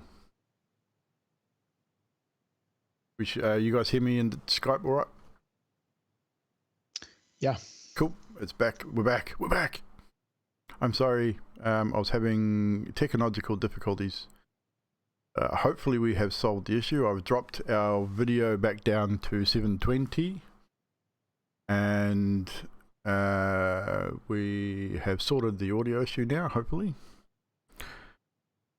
So sorry about that, guys. I really do apologize for the issues. This is the life of streaming. Perpetual technological difficulties. Anywho, so as the little encounter comes to a close, you all sort of standing around, or as Emilia, I'm not sure if Emilia did, but Zedriel just excused herself to go redon her armor, change out of the dress, and has gone into, I assume, Emilia's room to do so. Is Emilia following suit, or is she staying in her red dress? Yeah, Emily is going to do the same. She's basically going to push all the boys out. So, in change, go away. And then close the door, and then they both get changed. Okay. So the boys return to your guys' room, or you stay out on the balcony, or you go to the inn? What do you do? What are you up to? Or are you waiting for the girls? Waiting out on the balcony, I think. Carlos is confused that he didn't cause the problem. Go into the room. Yeah, by this time, Skathis, your paralyzation starting to wear off. I think she may have forgotten what the plan was. Just, I think. Maybe? God, Yeah. I don't know. I thought she was, well, they seem to be doing so well, and we were just about ready with our next part. If they'd just held out like 10 minutes longer, right, Adolf? You had it under control. Maybe the boys were getting too grabby and they had to accelerate the plan. Oh, I don't know. Maybe Emilia did actually want to take him upstairs and do something. You never know.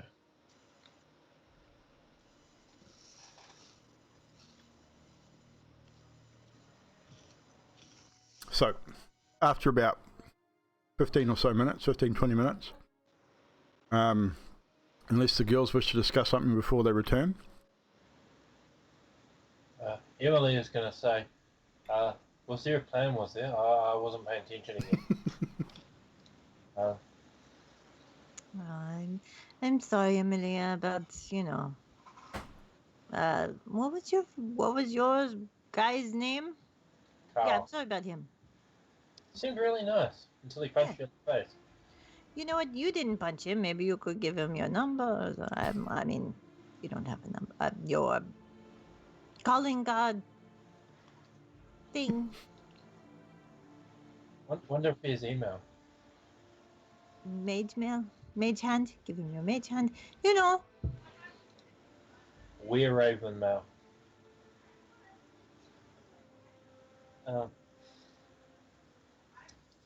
I just feel bad. Sorry. So I'm gonna just go out and I'm not gonna talk. I'm just gonna. Okay. So eventually the girls do rejoin you. Armor restored. Zedriel looks more serviceable as a paladin now than she did before. Hair tied back up and definitely more militant, very more militant style than she was about 15, 20 minutes ago.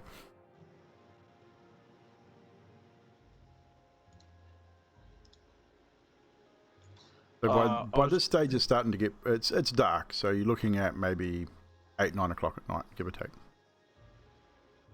I was gonna say, whilst I was waiting for the girls to come out, I'd just start to probably go into my bag and pull out one of the pastries and start eating it. With the pastries from the windmill. Yeah.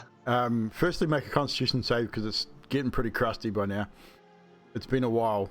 I think it's been probably a week at least, if not longer, since you were there to get that pastry.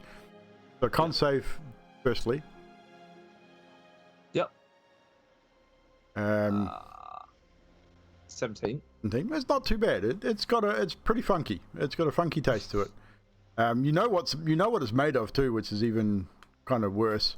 But hey, you don't care. It's still good. It's not bad. Now you need to make a wisdom save.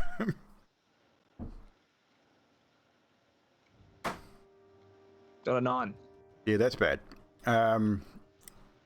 If anyone was taking notice of Adok, he just stuffs his face or something rather quickly, and then after about 10 seconds or so of chewing, and as soon as he makes that first swallow, his eyes just glaze over, and he's just standing there or sitting there. Where were you sitting down or standing or what?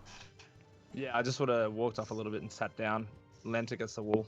So, yeah, his eyes he looks. He's sitting against the wall. His eyes are glazed over, and he's just staring off into space. Mr. Stubb? Yes. I don't know if you've noticed our goblin friend there, but I think he might have eaten some of that paralysed goo. Did tell him not to use it. He was trying to lick the jar earlier. I don't know why.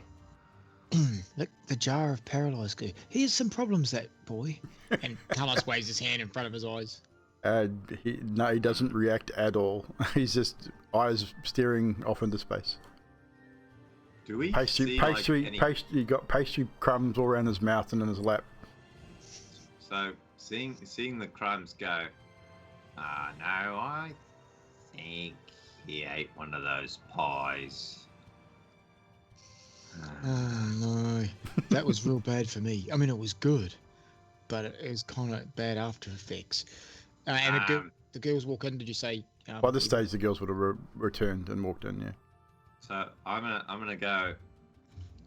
Slap, slap, slap, slap. Before that happens, Adok, the moment you swallow and your eyes glaze over, you're instantly transported to somewhere that you are familiar with. Wizard's Tower, where you learnt your arcane magics, where you first studied the art of magics. It feels weird because you haven't been here in such a long time, but everything is familiar. Everything's where it was when you left. All of the ingredients and the tinkering tools and everything that was in this place is just exactly where it was left when you last saw it.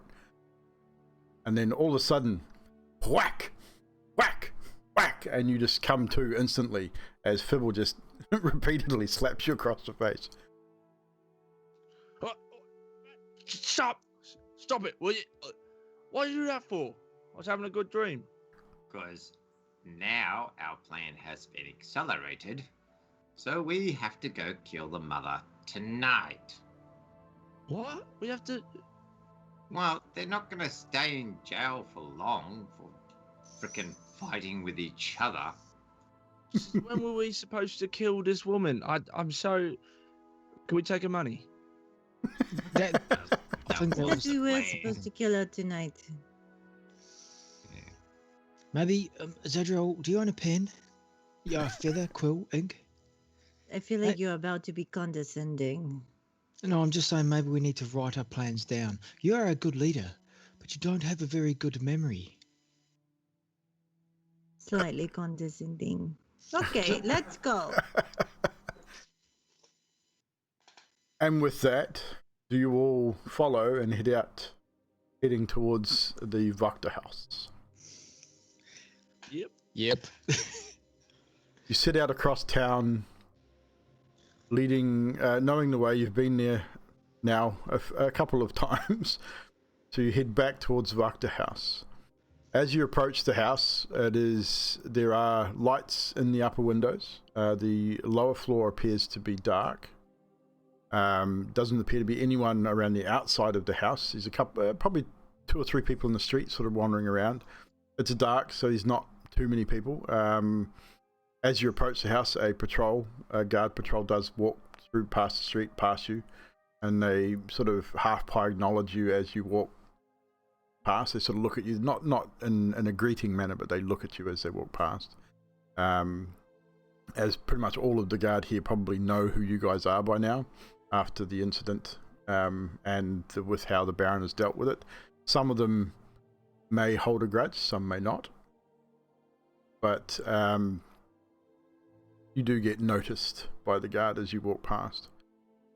So as you approach the front of the house, pretty much this is what you see.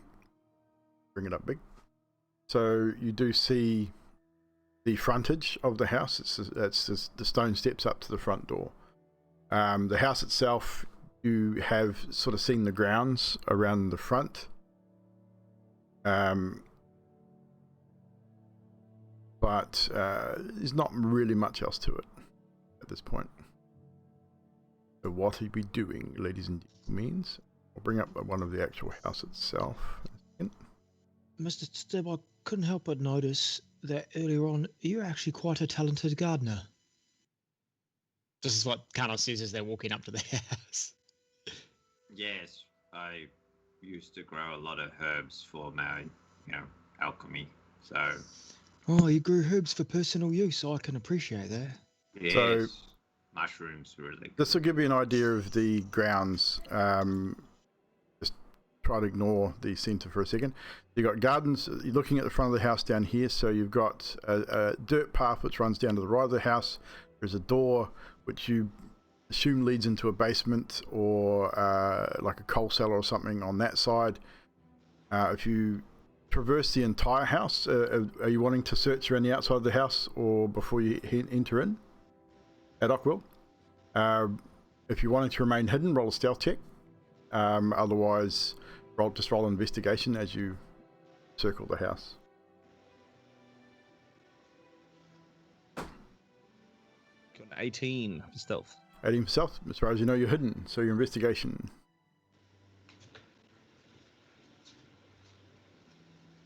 Just to give you a bit of information. I got a 12 for investigation.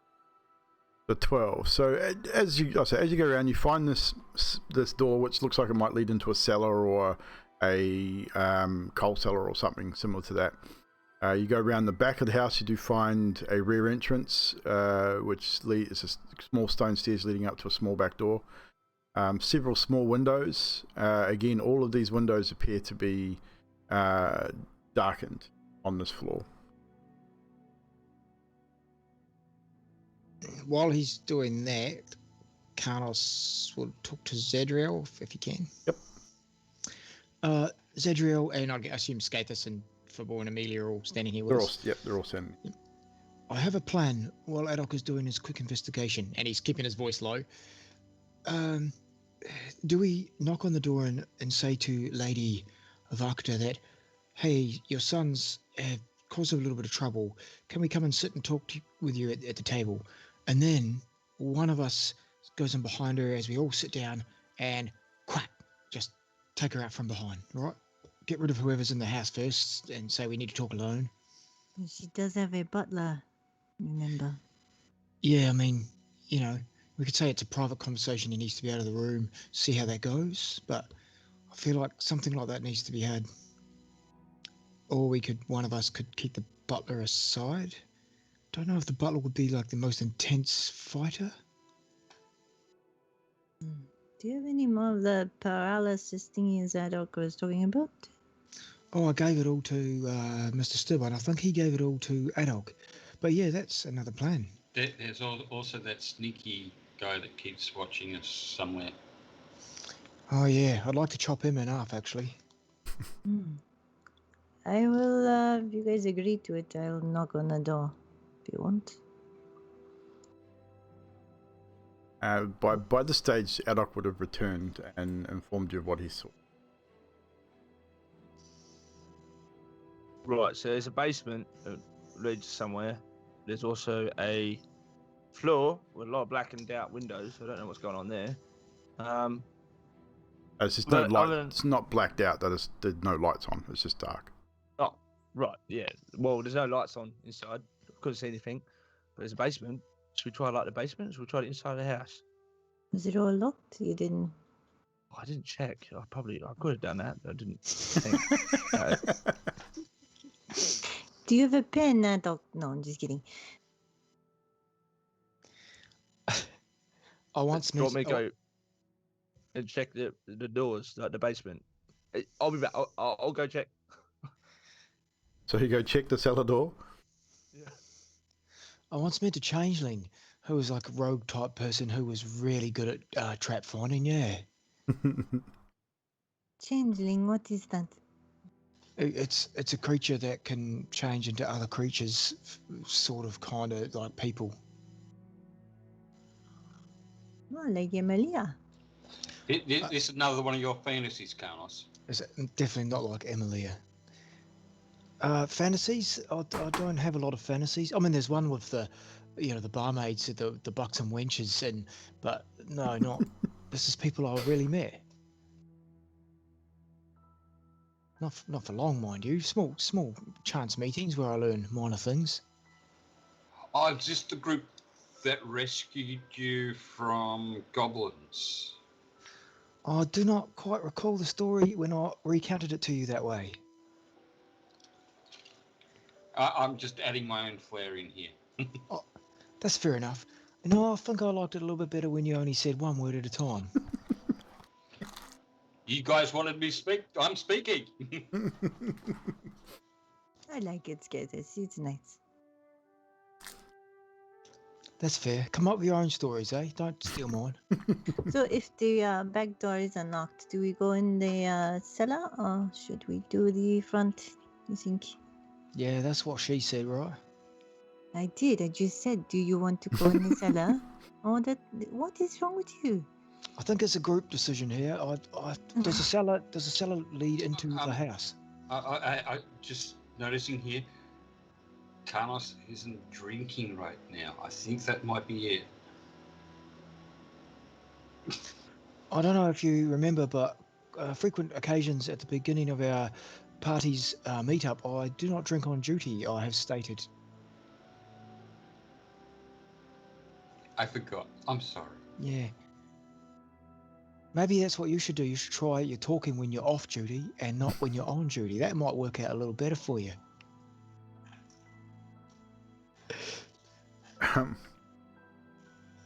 With that, Adok returns and informs you that the cellar door is It's unlocked. unlocked. Oh, this is probably not the smartest decision I've ever done, but can I open the cellar doors and have a look inside? Just a little bit. And what you see is a slanted wooden cellar door with an iron pull ring, iron hinges, and as you open it, these stone stairs leading to a stone landing with a wooden rail, and a longer staircase leading to the south, leading into a cellar area. It is relatively dark. From what you can make out with your dark vision, it's a cellar. Can't really see much detail at this point from your position. Yeah. All right. So, cellar door is unlocked. Open it up. It just goes down. Couldn't really see much else other than that. But I mean, maybe inside there leads back upstairs at some point. That'd be a good way of surprising them too. Just sort of. And what if it doesn't? Well, it doesn't. All right. Okay. If it does, it does. And then it's a good thing. All right. Sweet. Zedriel, lead the way. I lead the way. You sure about that? You don't sound convinced. Yeah, I'll go towards the cellar. So as you all follow your ever so confident leader to the cellar entrance, Adok is correct. It is unlocked, and you open it. Who is? Give me a marching order. Who is descending into the cellar first, please? I'll go first. Zedriel, followed by Karnos second. and Adok third. and who's next after that? Gatus, Swivel. I'll go last, bring up the rear. Just in I'll case go. we take it. I'll go with that op. Okay. And Emilia, you've probably got no choice but to go in before Skaters. Skaters has said he'll bring up the rear. Unless there's something in particular you would like to do, Emilia. That's fine. Fine. So as you descend into this room, I will show you what you see. For those of you that do not have dark vision, it'll be very dark in here. For those that have dark vision, this is roughly what you see. It'll be dimmed out, but you'll be able to make it out. So as you descend the stairwell into this room, it's a large root cellar. There's dirt on the floor. Two ascending flights of stairs enclosed by wooden railings standing across from one another. The tracks in the earth lead from one staircase to the other, and other trails go from both staircases to the center of a bare west wall. 4 neatly made cots are set in a row against the south wall. You can, those of you with dark vision, even though it's quite dark down here, unless you wish to use a torch or somewhat to illuminate this room, you can see a range of different footprints leading from one staircase to the other, and one's leading away towards the wall by the beds. I cast light on my shield. So it illuminates this room, and it makes everything more plain. You can definitely see these footprints now. You are all, I'd say, standing on the stairwell and on the landing at this point, unless you wish to move further in.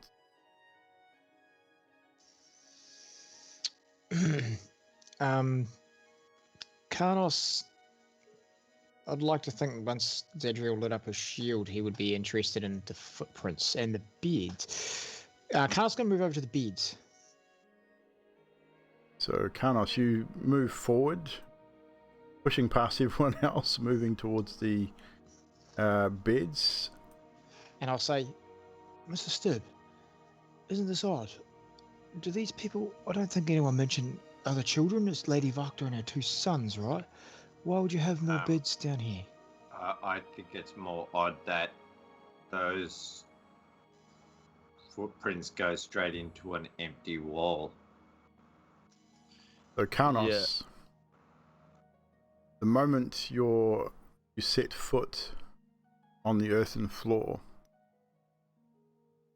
you all start to hear a rustling sound of earth moving, and within a few moments the earth between you and the cots, as you start moving towards it, starts to part and move as several skeletons start to rise from the floor. It seems like we've got visitors. And I will need everyone to roll initiative, please. Ooh, on the system this time. There. So I'm just going to remove that for a moment. Go over to here. I might make a DM page, Sean. Make a character, just call it DM, just for dice rolling. This is a good idea. It's probably not a... Yeah, I was thinking the same thing. Campaigns. Campaign log.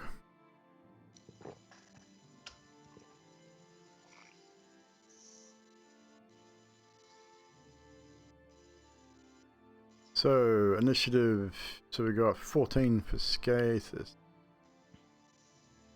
What was Karnos's? 17. There we go. Oh, gotta pull out this keyboard. 17 for Karnos. Adok was 21. Skathis was a 14. Zedriel 7. Not like you, Zedriel, to roll so low. Bibblestab with a 20. Emilia. Whereas Emilia's on here? 3. +2, doesn't matter. I add the 2 to it, yeah, so there'll be 5. Doesn't really matter, but we'll add it. So, with that, we are into initiative order as the skeleton starts to rise from the floor. Karnos, you initially see them and call out to your companions that you have visitors. And with that, it's going to go back to this here for you guys as a reference while during this combat. I will not be able to see your rolls because I'm running on a different computer on this one, but so you'll call your rolls if you need to. Adok, you are atop of the initiative order. And we're still on stairwell, correct? Or are we? Yes, just everyone was on the stairwell except for Karnos, who sort of stepped forward past everyone to go investigate the cots. And the skeleton started to rise. And there are, as you sort of looking from your position, you can see what looks to be approximately 8 skeletons that are all scattered across the floor in front of those beds. So probably within sort of 5 feet of each other. So they're all in that sort of area, a little bit clumped up at the moment. But they just rise and sort of turn and start moving towards you guys. Right. Adok, probably seeing a bunch of bones coming out from the ground, would turn to everyone and be like, alright, basement was a bad idea. Back we go. And I'm going to start trying to walk up the stairwell. So you're not going to do anything? You're just going to start retreat? What? Yeah. Well, can I do a reaction? Nope. We're in initiative, so you'll wait for your initiative. You love your reactions, don't you, Trashy? So, Adok, that's all you're going to do in your turn? That's it. I'm going to start trying to walk up the stairwell, trying to get everyone to follow me as I'm heading up towards the stairwell quickly. Next up is Fibblesib with Karnos on board after that. As Adok starts to back up, so he was in the middle of the pack, he backs up past you, Fibblesib, and there's pretty much that look of nope on his face and starts moving back towards the top of the stairs. Okay, first thing I'm going to do is cast Fairy Light on the skeletons. Free fire. Yeah, that's the one. You can target one skeleton, but it's got a range, like a area effect, doesn't it? Yeah, 20 feet. 20 feet, so we'll pretty much get most of them, not all of them. You'll definitely get most of them. So I'd aim it at the most central one, so Yep. that it gets as many as I'd say you possible. get 6 out of the 8. Alright, that's good. So everyone's got advantage against those ones. As long as they fail the dex save. Which is, let's go here. Which is an 8. So yes, they would. I'd make a communal fail. throw. That'd fail. Yeah, they fail. The skeletons, they're not very quick. And I look at Adok and say, the fight's that way, dude. And is that your turn? Yeah. Next up is Karnos with Skathis up after that. Karnos is the same. How far was the closest skeleton to him when they started erupting? As you were down from the stairs, you're probably 10 feet from the closest one. Yeah, as I walk forward to the closest one, I'm going to be like, come on, Adok, time to man up or goblin up, whatever you do. And he strikes forward. I would like to put myself between 2 of the skeletons if I can. Not between, but within 5 foot reach. Certainly A can. couple of them. And I'm going to swing away with my weighted battle axe. Swing away.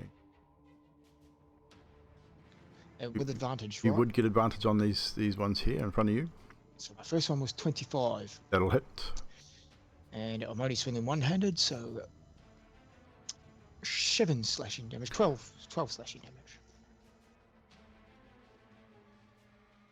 Second here. 12 slashing damage. Whoop. And my second hit, Hit the wrong keyboard. oh, so I'll take the higher of those two, which was 16 to hit.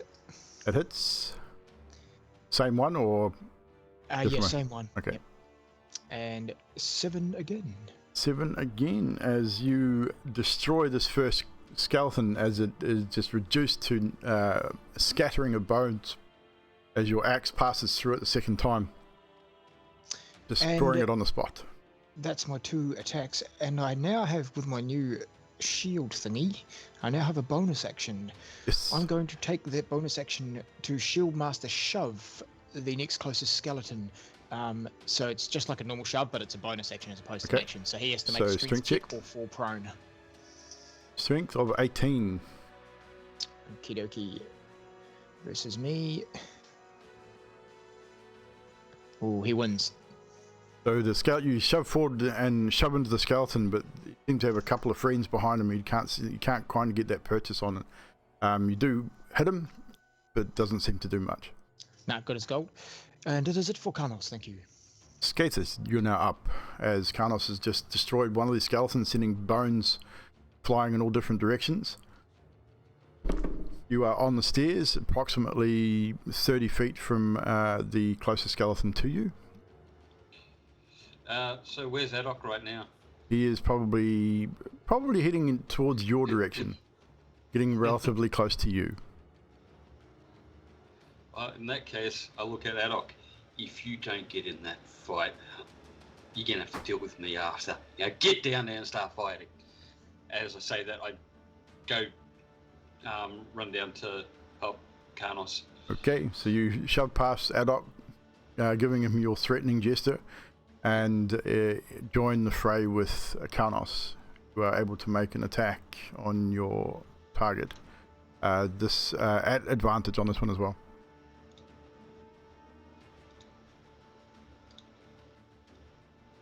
Yeah, I think I'll take that one. That's a 25 to hit. That'll hit. Using unarmed strike, by the way. Bludgeoning. That's 8 damage. I am spending 1 key point, P point, whatever point. you want to call it. Bullet key. Key. You don't have to, as your first punch, dealing the damage. As a monk, you manage to strike it central ribcage and just shatter the ribcage, sending the skeleton into several fragments across the floor. All right, I'll move to the next one then. You are within reach of another. They were fairly well grouped up, so this one will also have advantage on the attack.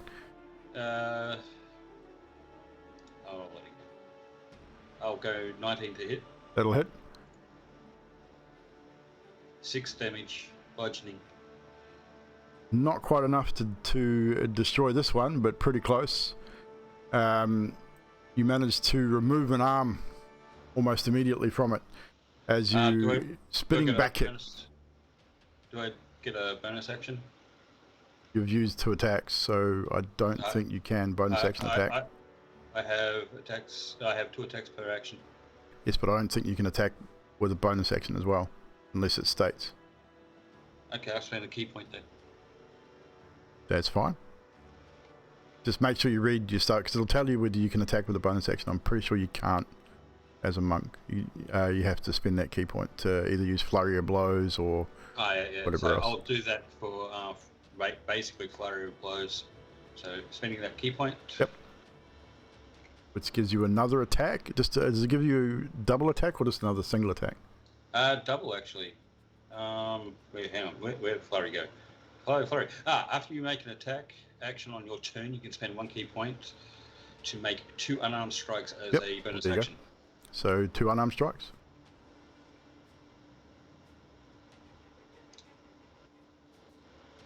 Uh, 25 to hit. It hits. You won't even need to roll damage because only got 1 hit point left, so that one will definitely be killed. That one explodes thing, because I got 7. It would generally just... essentially, when they die, they literally just basically come apart. So they do just explode in a spray of bones and bone dust. You will have gone through to the next one. How much movement have you got? I'm 45. So you will be able to make it into the next one if you use the rest of your movement. You'd have to move forward to reach the next one, which will also have advantage for your final attack. 17 to hit. That hits. 8 damage. That one will also explode in a shower of bones as the monk surges in front of you, Karnos. First palm strike, destroying the first skeleton.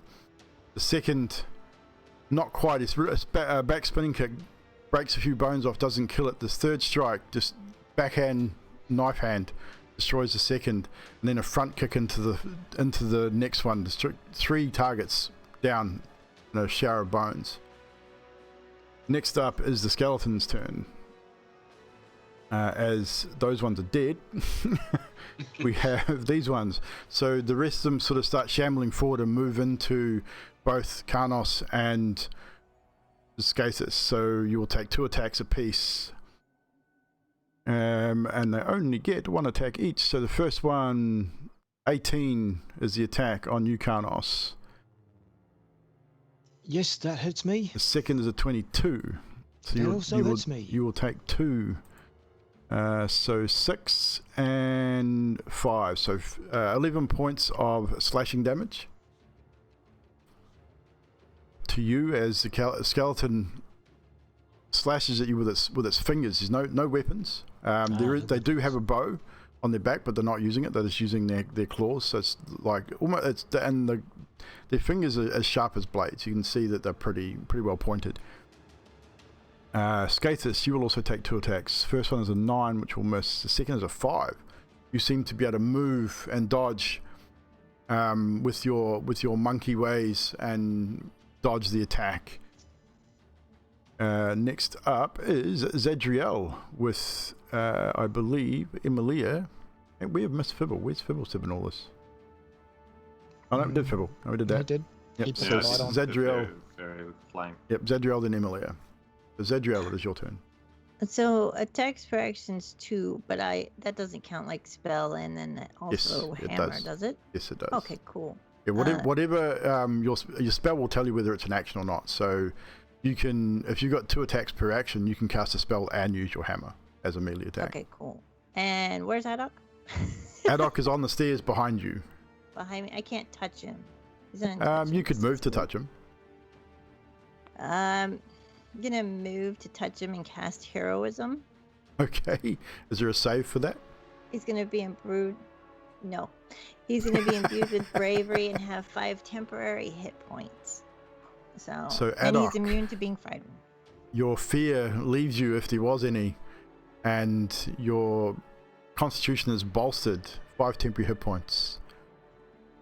I say, remember your bear. And then I'm gonna throw a javelin at the nearest skeleton. Okay. Roll to hit. Roll to hit. Thought Skathis might like that. 14. That does hit. Oh, good. You are lucky. It manages to find its way between your allies and strikes. You do get advantage, by the way, so roll again. Okay, cool.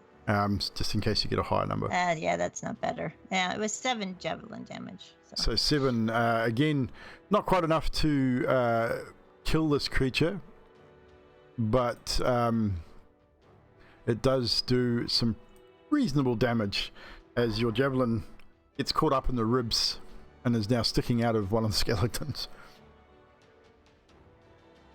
And is that your turn? That's it for me because I've moved and everything too. So you've probably still got 20 feet of movement if you want to move towards the skeletons. Yeah, I'll get up right up to it. And You won't quite make it, but you'll get close enough, so you'll be able to do it next turn. Oh, and I have an aura. Anyone within 5 feet of me gets protection. They get an increase in armor class, I believe. I'm looking really quickly. Oh, here it is.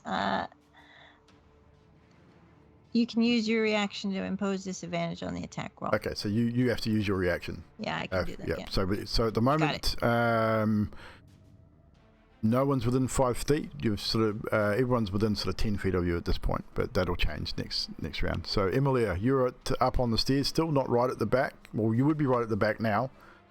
It is now your turn as you are watching from the top of the stairs this whole thing unfold before you. So what's left? There are 4 skeletons left that you can see. It looks like the only person that's taken any damage looks like it might have been Karnos. You can't really tell from your position. Alrighty. You are within about 35-40 feet of these skeletons, just for reference.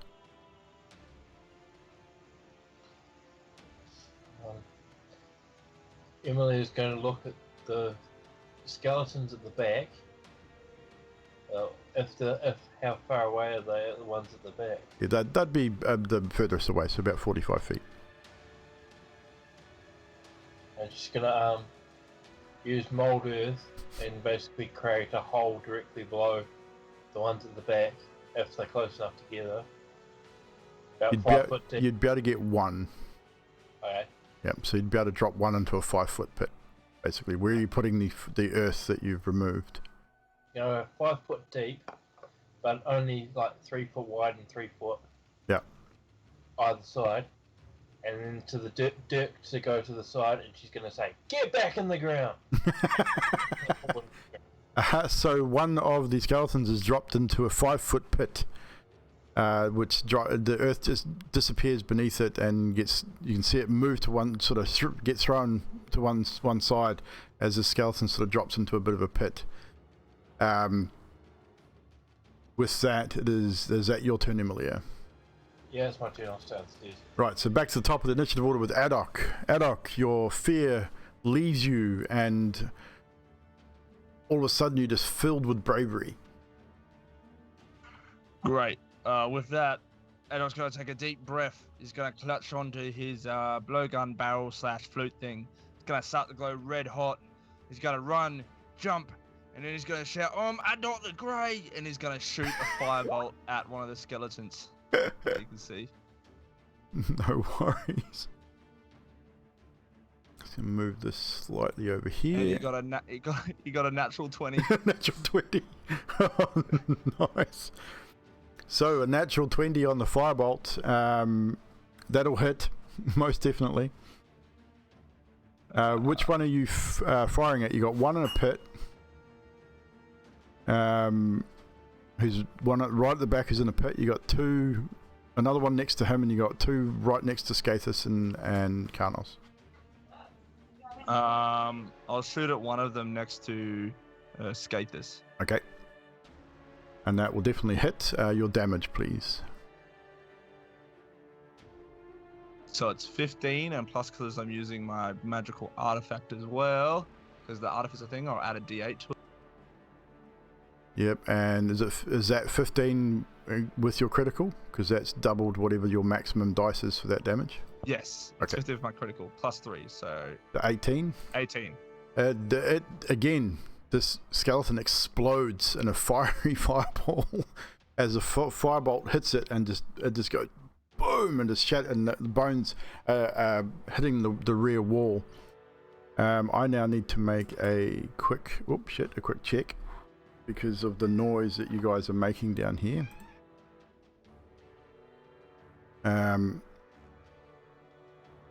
Put it back down there. Nope. Wow, nobody heard it. So with that, is that you, Adok, as the skeleton is just exploded?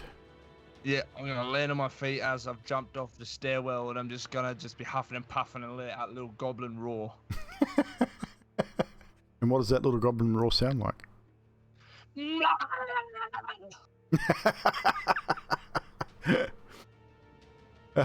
With that is your turn. Next up is Fibblestyp. It is your turn. You've seen Adok shoot past you, leap over the rail of the stairwell, landing, firing this firebolt, destroying a skeleton, giving a goblin war cry. Well, I'm gonna look at Adok and go, There's something seriously wrong with that boy. and then cast firebolt at number one. Yep. You would get it. This would be the last one that you would have advantage with. Okay, cool. So 26 to hit. I think that hits. And 10 damage. Another one explodes as a firebolt strikes it in the rib cage. I'm gonna turn that off for a second. Keep hitting the wrong thing. So, anything else, Fibblesip? No, I'll stay right where I am. Okay, next up is Karnos with Skathis on board after that. You got two left. You got one that's in a pit about 15 feet from you, as well as the one standing next to it. So these two are not at advantage. These are the two that were not affected by Fairy Fire. All right. But you are within range. Just to note, Karnos has a luck from nothing. Yeah, and I have an inspiration from last week as well. So. Thank you for the luck, Nutty. So, thank you, Nutty. So Karnos, the one that's still standing, not in the hole, he is going to use his bonus action first to Shield Master Shove it again, so strength v strength. Trying to knock it into the hole, I'm assuming. No, I just want to knock him prone. Okay, so I will roll a strength here. Natural 20. That'll be a 12, so that'll be a failure. Real nice. So the skeleton is knocked prone. Excellent. And then I will take my 2 swings with it prone. At advantage, because it is prone. And that's what I was hoping for. So, my weighted battle axe, here we go. Make the rolls on screen, I keep forgetting. So, a dirty 20. Dirty 20. And, 27 is the highest. 27, that definitely hits. And that does, come on, damage roll. That does, as he swings his axe down onto the down body, does 12 slashing damage. That is not quite enough to kill it, but it certainly removes a few bones. And for my second attack, 26 to hit. Yeah, I'm pretty sure that'll hit. Me too. And you won't even need to roll damage because it's only got 1 hit point left. Yeah. And as Karnos drives the axe down into it, single-handedly he says, "Take that, you bony piece of crap, and good to see you down here, Adok." And with that, you smash this one's skull into a shower of bone powder as you strike down with your axe, leaving one skeleton left. And Skathis, it is your turn. Alright, This so is the one in a pit, by the way. He's in a 5-foot pit, so all you can really see is probably shoulders and head. Yeah, he's too low. He's too low on the ground for me to hit. I miss completely. I get an 8. Yes, you do miss with your first attack. Your second. And now I get a nat 20, 26. With a natural 20. And as you kick forward, you don't even have to roll. So hang on. I want to do a leg sweep. That's what I was gonna say. You get frustrated and just you spin around, drop. As you're spinning, you drop down, extend that leg, and you sweep around, heel connecting with the back of the skull, and the force just obliterates the skull, sending dust and just a big puff of bone dust across the room. And that is the end of this initiative, as all of the skeletons are now defeated. And as Yanti said, these walls must be really insulated. Well, you are in a basement.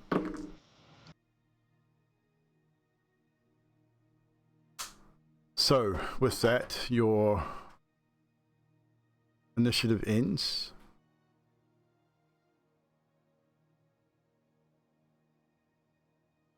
What are you doing? Good job, Adok. I'm gonna go. I'm gonna go over to the wall which had all the footprints towards it, and I want to investigate that wall. While he does that, Karnos is going to guard him because he's sort of weirded out about the skeletons coming out of the ground. What was that, Connor? Sorry? Karnos is going to guard, Okay. like keep his weapons up, guarding. There's no need to roll, Fibble, for your check. The footprints obviously give it away. There's definitely a secret door there. The footprints lead right up to it. You look at it and you don't even really look that hard, and you can see that this sort of, it pivots, looks like it might pivot inwards from what you can tell.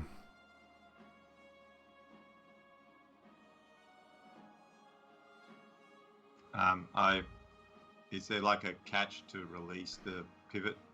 From what you can tell, this looks like you could possibly you need to give it a good solid push, and it will open.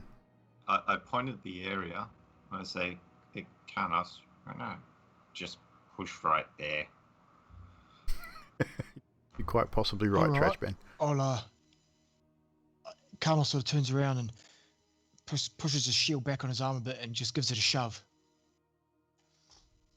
No need for strength. The door swings open, and what you are greeted with is another room. It is illuminated, so you can see quite clearly in this room. And what you see is flickering candles on iron holders fill this room and with light and shadows. This room has a 10-foot high ceiling, a large black pentagram inscribed on the stone floor. At each point of the pentagram rests a wooden chair. Seated in 4 of the 5 chairs are men and women in black robes with hoods. A young man who has the face of an angel, a balding hulk of a man, a squat middle-aged woman, and a taller younger woman with an unsettling glare. They rise to confront you.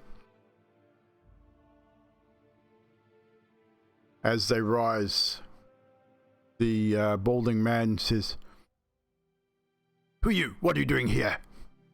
We haven't seen you here before. Get out!" And he starts mumbling something. What are you doing? Can Adok see this at all? From your position, probably not. Karnos be the first one through the door. Fibble was there, so probably Fibble and Karnos be the first to see what's going on. Can I make out what he's mumbling? You don't know the language. You've heard people speak it here in Barovia. You can only assume it's Barovian. But you get the impression it's probably a spell of some kind, just with the incantation of the voice. And I'm gonna cast Ray of Sickness on him. Is that obvious for Karnos to see because does it ray across the room into him? Yeah, the ray it's like a green ray that goes from my finger to the guy. Yeah. As you attempt to cast Ray of Sickness, the woman sitting opposite this man stands and waves her hand and speaks an arcane word which you probably may have heard, and counterspells your spell, forcing it to fail.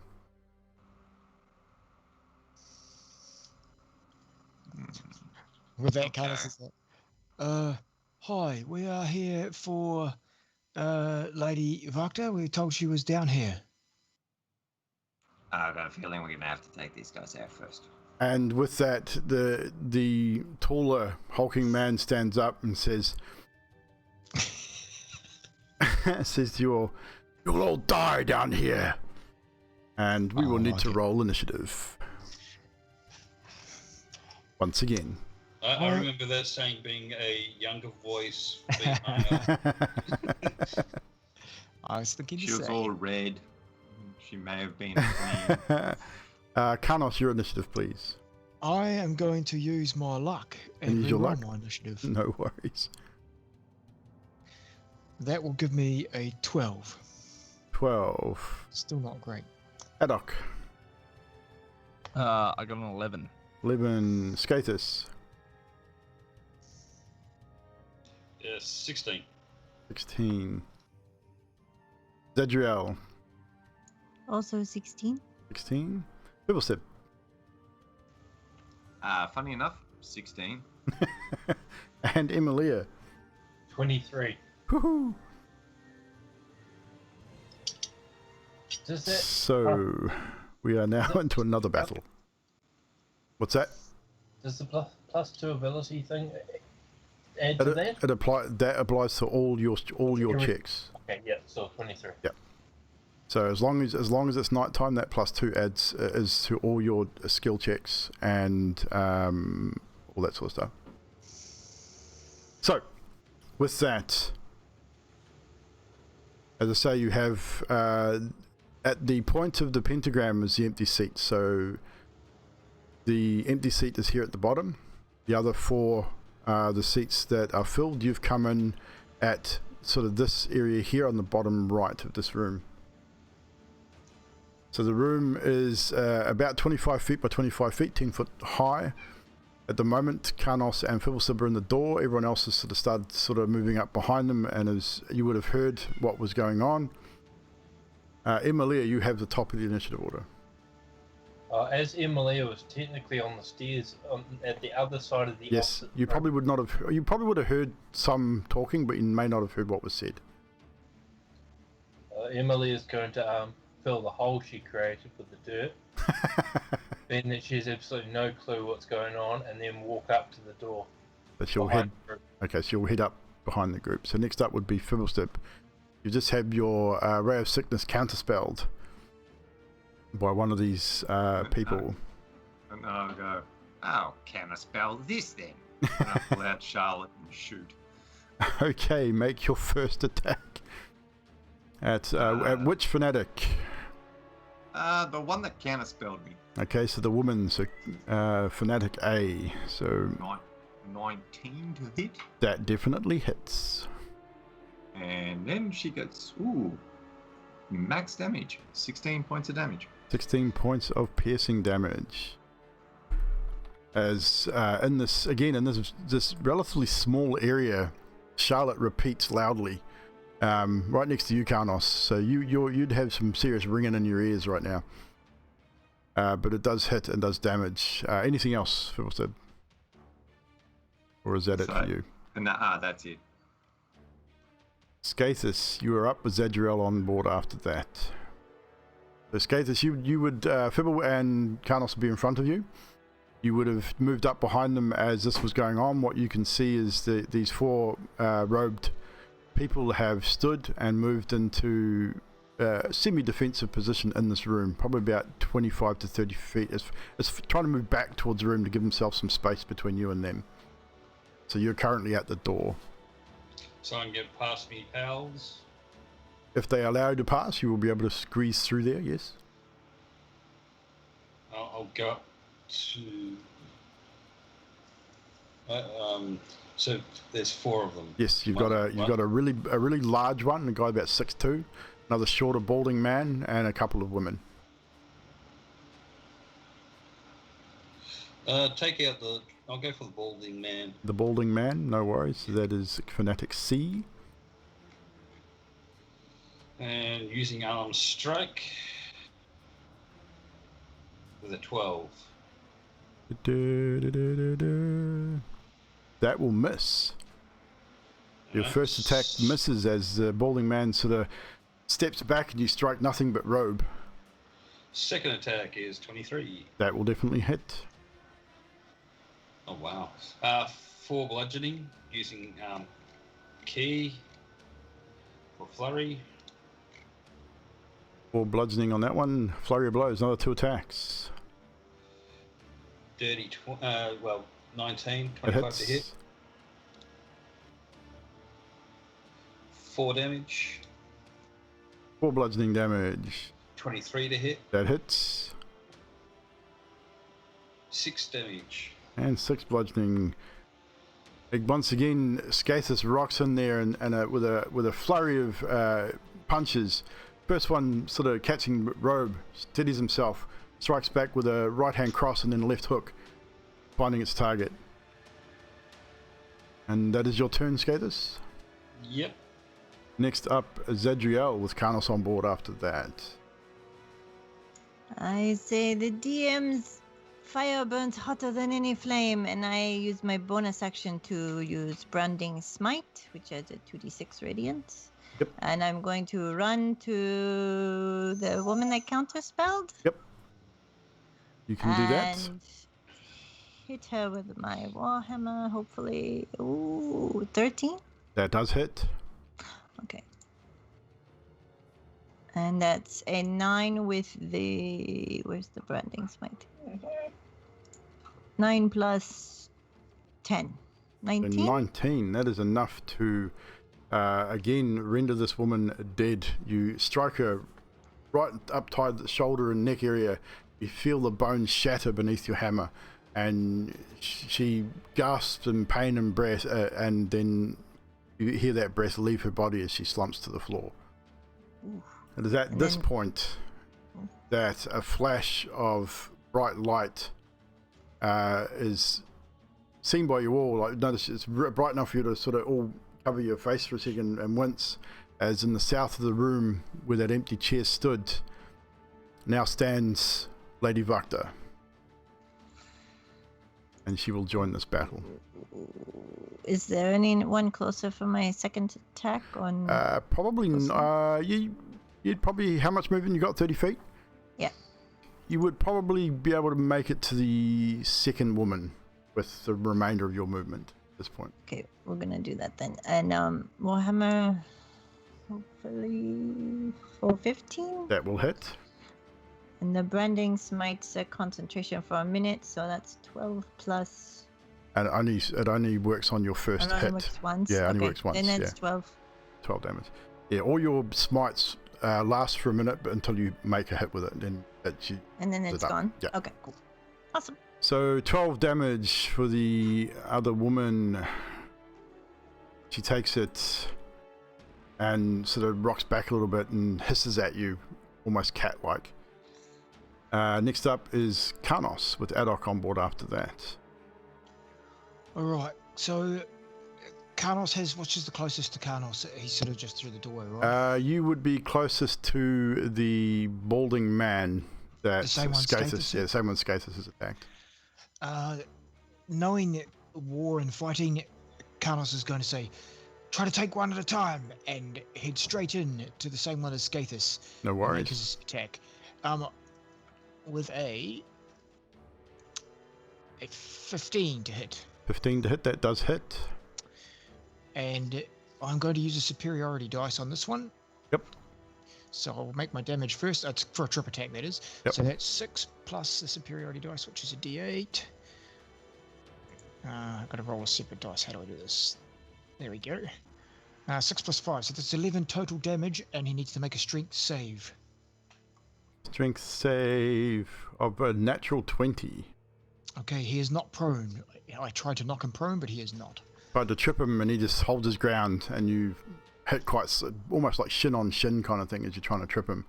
It doesn't hurt you, but it's quite solid. You're quite surprised at the metal of this man. I will make my second attack. Yep. Oh, that's good. 25 to hit. That hits. And 6 damage. He is not looking too healthy. He has taken a huge amount of damage. He is looking very, very bloody. And as my bonus action, I'm going to shield shove him because it's good. So it's strength v strength this time, though. Again, another strength check. This time I think he fails with an 8. Yeah, I get 18, so I push him over with the shield. And he is prone. now prone, lying on his back, breathing heavily. That is your turn. Next up is Adok the Grey. How long does that heroism last, by the way? I think it's only a minute, isn't it?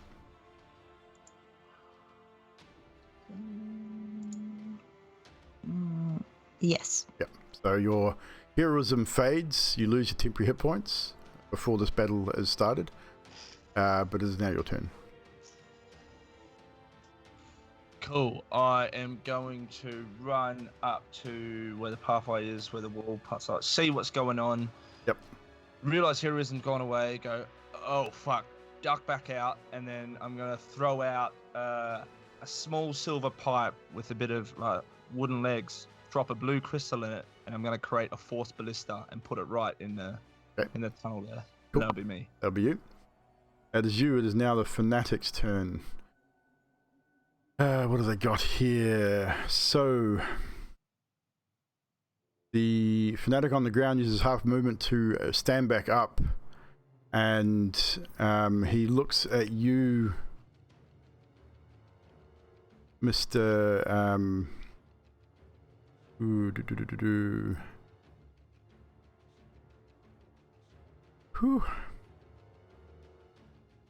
Looks at you, Karnos, and he is going to cast a spell on you.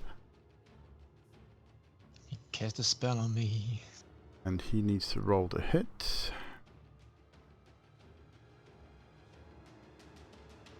That will be a miss. That was an action. As a bonus action, he is going to cast another spell. No, he's not. He cannot do that. Actually, yes, he can. No, he can't. Never mind. He can't do anything. Next one in line is the big burly gentleman standing at the back. He will cast a spell. This one he can cast. He's going to cast as a no, he's not. Spiritual weapon. A large great axe appears above you, Karnos, and it will strike down on you with a 16 to hit.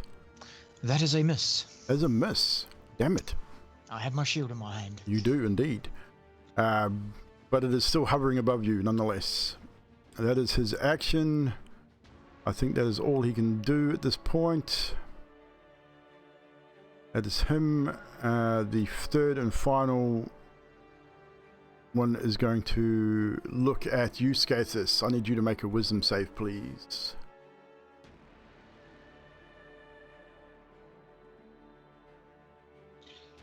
Nat 20.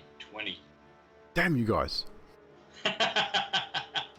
That does not do anything, as you feel a pressing against your mind, but nothing seems to happen. Next up is this little guy.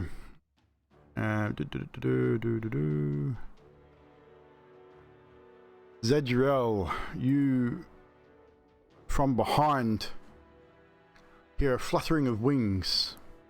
Look around, you don't see anything. But next thing, an 18 to hit. Does that hit you? Yeah, I have 18. It's my. So that will hit. You feel the 5 piercing damage of a small bite just at the top of your neck, as this creature that appears and bites into your just at the top of your armor. You also need to make a Constitution saving throw, please.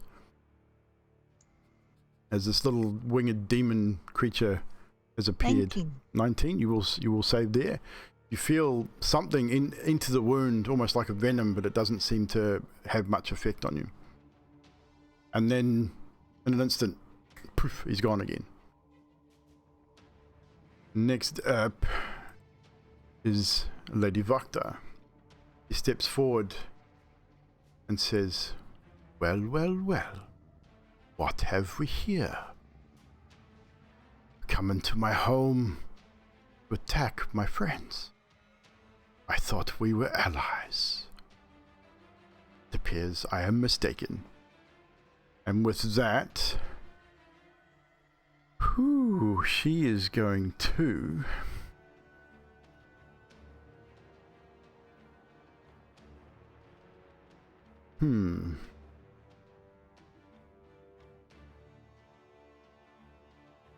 I need to... Is that range spell attack?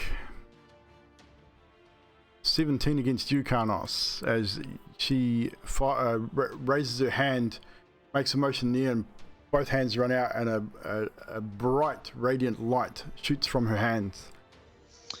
Karnos ducks behind his shield, but it misses. I have 18 armor. That's right, you do. So it strikes off your shield.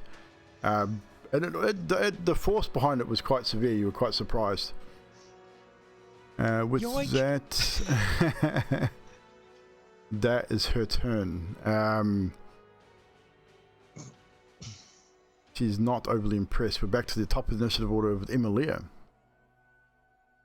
You can hear all the sounds of battle and watch these things going back and forth in the room. Emilia's going to enter the room if she's able. You can just. Sweet. Oh, jeez. She's going to see Lady Vodka, whatever. And she's going to use Fairy Fire on her. Fairy Fire? Yep. So you cast. What's the save on that? Dex. Dexterity save for Lady Wachter. Rolls a natural 19. That will be a save. Better for me. So it has no effect on her, unfortunately. Excellent. And That was an action. that was my action. Bonus And- action, if any. Yeah, I'm going to use level 3 healing word on Karnos. You cannot.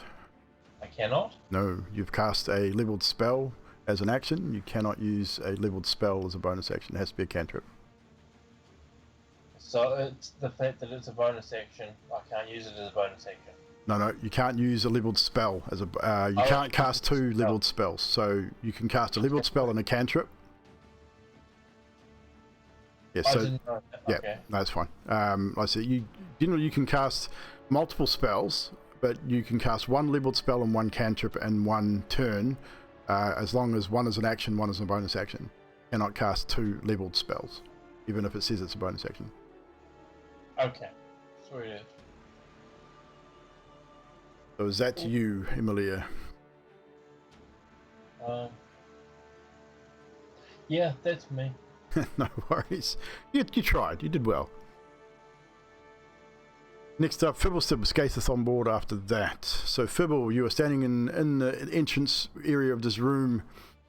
You've fired at one of the cultists who was knocked prone by... no, you weren't. You were firing at the woman who Zedriel has also struck. She went down, didn't she? One went down, yes. You still got one up. The balding gentleman is looking pretty bad. He has risen back to his feet, but he's up with Skathis and Karnos. The large hulking gentleman is towards the back of the room as well. Did I see which one made the spiritual weapon? Roll a perception check. 5. No, you would not have been able to. Okay, I'm gonna pick out one of them. The bloodied one. Bloodied one? and Yep. Shoot at him. Sure. 12 to hit. That will miss, unfortunately. Oh crap. Well, Strike nothing man, but robe. Is that you? Yeah, that's it. Yep. I only get one action. Skatus, it's now your turn. So the balding man's still there, but He's looking Not pretty. He's looking pretty shaky. Yep. all right then. All right, let's hit him. Okay. Yeah, I'm not gonna hit him. No, you're not going to hit him. With your first one misses. He seems to wobble and move just as you're about to strike. Come on. The second one also misses. All right, key point spammed. How many key points you got left? 3. So you get a few. So joys of a Yeah. monk. Another 2 attacks. Or unarmed strikes. That's better. 22. That hits. What's your standard unarmed strike damage? Standard is 1d6 plus 3. Yeah, you don't even need to roll it. He's dead. I got a 4. He only had 2 hit points left. So you strike forward and strike this fanatic right in the throat. You hear that wheezing breath and eyes rolls back in his head, and he slumps down to the ground, unmoving, leaving one female cultist and the large hulking dude at the back. I'll move up to the large dude. You can back. easily do so. And that's it. That is it. You do have one more unarmed attack though with Flurry of Blows. Was it Flurry of Blows you were using? Yeah. Yeah, so I'm not sure if you're able to do that on another target or not. It was a bonus action. So I don't think so. No, okay, so no, we won't. No, you wouldn't be able to because you're moving to another target, so that will be your turn. We'll rule it that way. Zedriel, you're up. Karnos on board after that. So you have Lady Wachter in the room. You've just been attacked by this creature. You can only assume it's a demon of some sort, which has disappeared again. You have two cultists still awake and present as well. I'm going for Lady Wachter again. So you move towards Lady Wachter. Who did you hit with the branding smite? You killed that one outright, didn't you? Yeah, I killed that one. Okay, so no attacks of opportunity, so you are managing to skirt around and move towards Lady Wachter. Okay, I am going to try to hit her with Clockwork Hammer. For 11. For 11, that will miss. Try again. For 23. That will definitely hit. Can I add Divine Smite or when I... You're supposed to do it before you roll your hit. Because it's a spell slot, so you've got to cast it first. On 9. That's 9 damage. It's a special. Divine Smite's a special, so I don't know. You still gotta cast it before you hit. Okay. Yeah, because you're casting it on your hammer before you hit. So you got to make sure you say it before you roll your dice. It's a 9. 9 points of bludgeoning damage as you strike at Lady Wachter, who grunts in pain, and you still hear a bone crack as you strike down with the force of the hammer.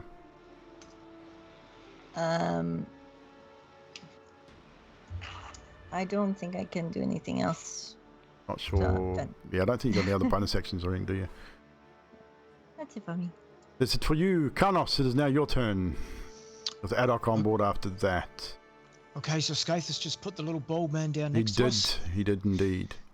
Karnos says, "Good work, Skaithus," and looks around the room. So Zedriel was run to the Lady Wachter, correct? Yes, so Lady Wachter from your position is about 20 feet to your immediate left.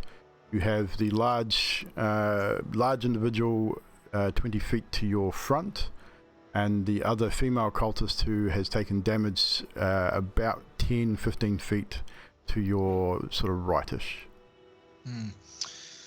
Karnos looks over at Zedriel and he says, "Strength in numbers," and runs the 20 feet to her position there, avoiding any other conflict You on the way if he certainly can.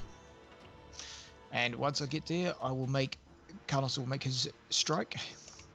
Strike away. That's a natural 1. That will definitely miss. Yeah. With a critical fail. Make my second strike. And that is an 18. That's a little bit better. That will hit. And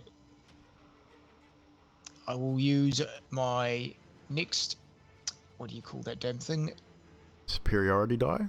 That's the one, my next superiority die, and do the same thing to try and trip her up. So that's 7 damage plus, I'm rolling it by hand, it's quicker, 14 total damage, and she needs to make a strength save. Failed the strength save. She is prone, and she is also looking very unhealthy as the axe strikes her just in the ribs on one side, the ribs broken on the other. You can hear her struggling to breathe. And as a bonus action, I am going to use action surge and make 2 more attacks. Go for it. That is 24 to hit. That will hit. But as you swing down hard, your axe stops about 2 feet above Lady Wachter's head. You still hit. Roll your damage. Okay, that is 12 damage. And as your axe finds purchase on something that's not Lady Wachter, the image forms as it dies. This winged demon has flown into the path of the attack and saved his master from imminent death, but at the expense of his own life. And you pretty much split him in two. This little demon-y thing just axe passes through it. Your second. Do you have another attack? I believe you do. Yeah, I got one more left. Yeah, so I make this. So that I killed that demon that appeared. You did. So I'm going to make my next strike, and I'm aiming for center mass. Oh yeah, 27 to hit. That hits. she's prone. It's, it's advantage, yeah. Advantage, so I'll try for a natural 20. I'm glad I got that. That's a 7. So yeah, 27 to hit. That would it be, really does hit. 10 more damage, slashing damage. And explain how you destroy Lady Wachter, as she only had 4 hit points left. Oh man, I thought she was going to last a bit longer. I thought she was going to last a bit longer too. Yeah, I said I was aiming for center mass, and I've got my shield up. I swing down, and I just split sideways, not up and down, sideways, because she's laying prone right through the chest. That's ribs just pop up out as the axe breaks them. Yep, and you, for all intents and purposes, disembowel Lady Wachter on the spot as you just about cut her completely in half.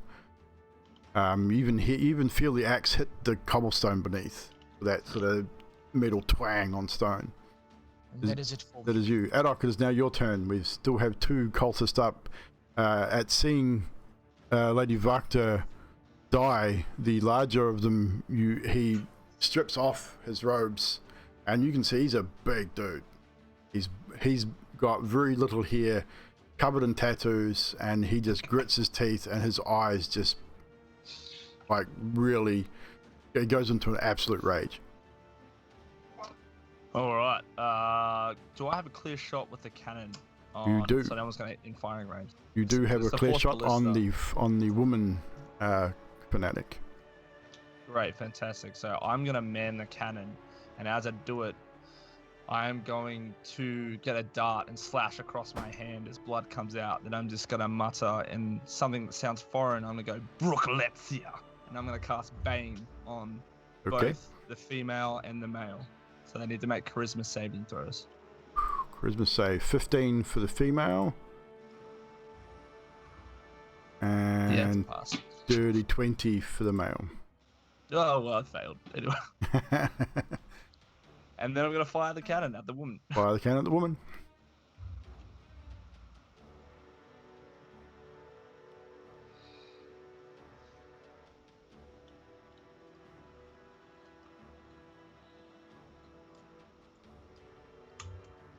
Was a 22 to hit. That hits. And it was 11 damage. Not quite enough to put her down, but she is looking pretty bloody. Awesome. And is that your turn? Seeing how I failed, I'm just going to duck back around the corner as well. Next up is the fanatic's turn. So the woman is taking some damage. She will look around, and Karnos, you will need to make a... No, you won't. I need to roll to hit. Which will be a failure for a 7. Holy crap. But she will... That's her... No, that's pretty much all she can do. The big dude is going to use his bonus action to attack you with a spiritual weapon as he moves it. And that fails too. God damn it. I know, Sean, I feel your pain as a DM, mate. God damn it! But he will get to make this attack though, so let's see if this... No, that misses too. Holy shit. Low rolls all round for the fanatics. Up high. All those attacks miss with single figure rolls, by the way, 2 people. So they all miss. Back to the top of the initiative order with Emilia, as we have 2 fanatics left. We are running a little over time, but we should be done very shortly. It's all good. Oh yeah, try and whatever the heck I was trying to do last time. And how far away from me is Karnos? Probably about maybe 20 feet. No, probably 10 feet. He's probably you're all inside the room, so you're within 10 or 15 feet. Sweet as. I'm going to move to Carlos. Yep. And I'm going to use Cure Wounds. Yep. Level 2. No problem. Which is a touch. Cast your spell. And that's the 12. 12 points of healing as Emilia, you feel a touch on your shoulder, and you turn, and Emilia has raised a hand and has cast a heal. And Carlos says, "Thank you, my dear. I appreciate it." Is that you, Emilia? Yeah, that's me. Biddlestib, you're up. Skatus on board after that. Taking a shot at the big dude. No problem. With a 10. That will miss. Charlotte fires, reporting loudly in this enclosed room, but does not find its target. Is that you, Fibble? Yep. Skatus, you're up.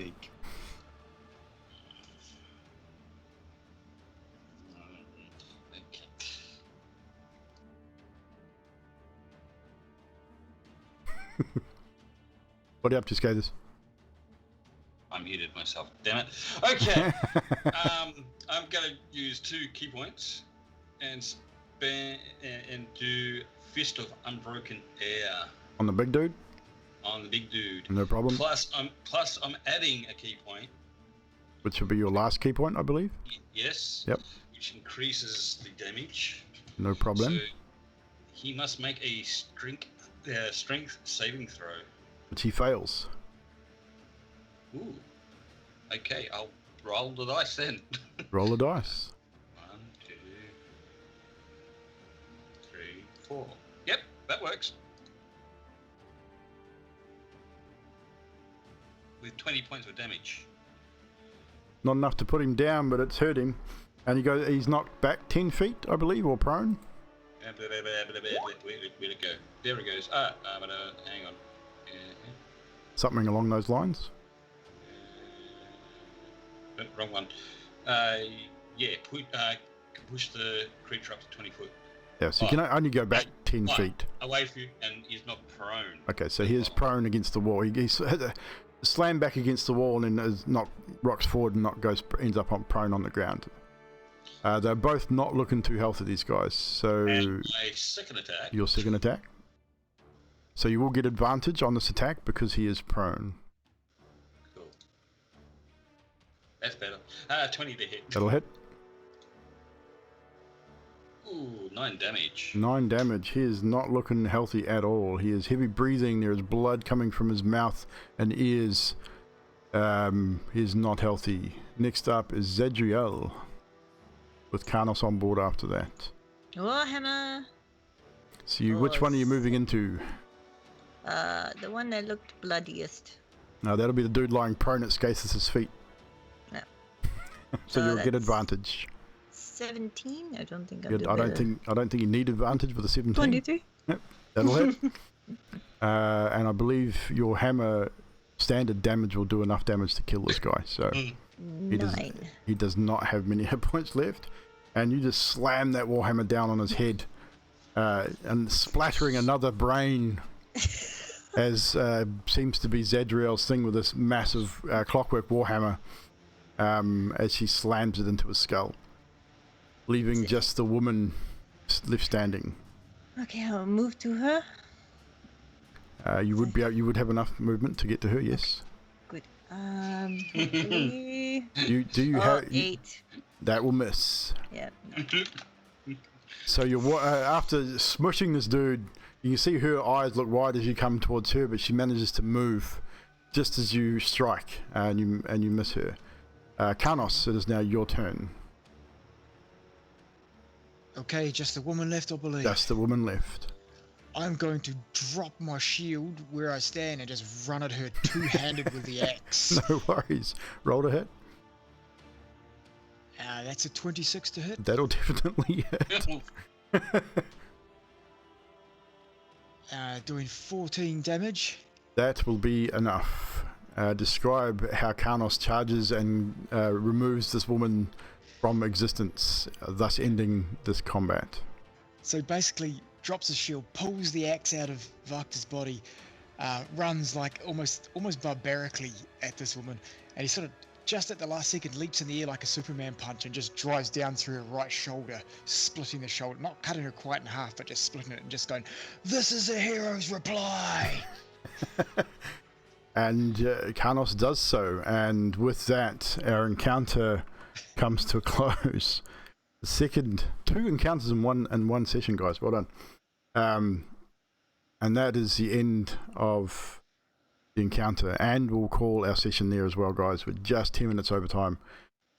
We will come back next week at the end of this combat session, and our heroes will decide what the next order of business is. Steal all the shit. Start looting bodies. We need money, guys, and lots of it. I feel that the next session is going to be looting this entire house. But thank you, chat, for hanging out with us. Thank you for putting up with the issues that we had with our sound and our video. Hopefully that has all sorted itself. It appears to have. So hopefully just dropping that video down to 720p has solved the issue, which is cool. We'll just quickly go around and get a moment from tonight's gameplay from each character before we finish up. River Monster, what's up? Thank you for the GGs. Appreciate you stopping by and glad you enjoyed the show. So, Adok, a moment from you, please. One, or can I do like two? You can do one or two or three. Just we're sort of pressed for a bit of time. So. Yeah, sorry. Yeah. I do like Zedriel's attempt to like trying to signal us to start a fight, and that didn't work. So she was like, "Fuck it," walked him upstairs and just decided, "Screw it, I'm just gonna punch him in the face." When the worst fails, resort to violence. Yeah, that was good, but also it worked. I mean, it worked. That's it. Oh crap! I also did like the moment when Fibble Stib's Ray of Sickness got counterspelled, and then Karnos had an oh shit moment, and then decided to go like, "Oh, we're just down here to find lady Wachter. Like, hi, we accidentally cast a spell at you." Hey, you got to do it, right? Skathis, a moment from you, please. Adok and his little prick.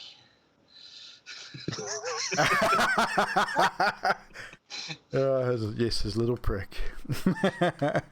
Running around scratching people. It worked rather well, though. It was good.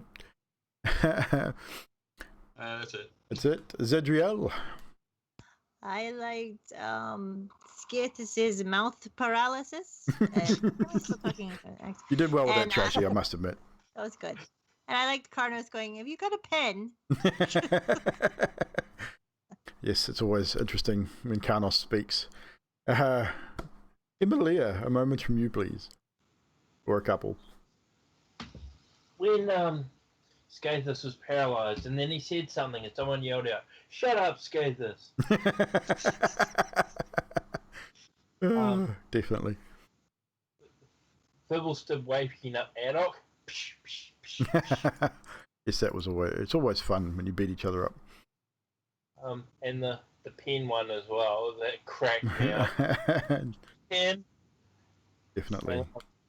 The other thing I was just going to say is me using Fairy Fire and failing with it again, which is the second time I've done anything in combat, and both times I've failed. Yes, you have. These things do happen. And Fibblestib. I liked when Adok pricked Skathis, and then the whole Skathis losing control of his arm and face. That was a funny moment. I think Trashy did very well. Moment. And then the whole ad-libbing of bloody Yanti. Like, we had this plan, we're about to launch it, and she just goes, "Well, fuck it, let's take him upstairs." And so they go, "What the fuck? That's not part of the plan." You had a plan. She's part Marine. She was improvising, okay? We got this all during break, by the way. And Karnos, our resident fighter. I really liked Emilia's dig the 5-foot hole and say, "Get back in the ground," or whatever. I thought that was pretty good. That one had me cracking up, laughing out loud, and sitting here at the desk. And then Carl to Emilia. You're a ginger, aren't you? I hate gingers. That was the line of the night for me. That really had me going, eh? Well, I couldn't figure out what to say. I was thinking insult. What am I going to do? Insult. And I thought, who am I going to insult? Going to insult Zedriel? I thought, well, he's sitting right across from Emilia. She's a ginger. Why not insult the ginger? I mean, come on. No insult to gingers in the world, by the way. We all love our gingers, even though you're soulless and you shouldn't go out in the sun. It's just fine. And obviously the other things the guy said as well, I had all that written down too, and Adoc's heroism. But I will say this is the first time, and I'm not putting fighters down at all, I don't normally play anything but caster classes, but this is the first time since playing a fighter that I enjoy playing a fighter, just having that shield bash ability, be able to use something a little different and just not just swinging my axe every time. So that's the thing with superiority die. I mean, you can use it to give extra damage, which is awesome, but there are so many other things you can do with it besides just adding extra damage. So it's, I enjoy fighters for that reason, in the way that they've run the superiority die system, and thinking shield master and great weapon master, and there's so many different things you can add to the character. So very cool. Enjoyed it. Good game tonight.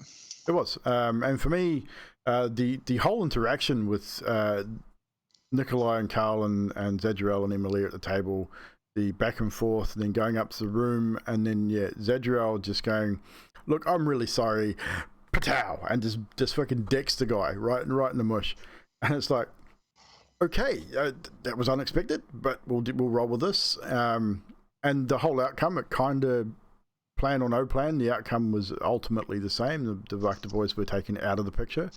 I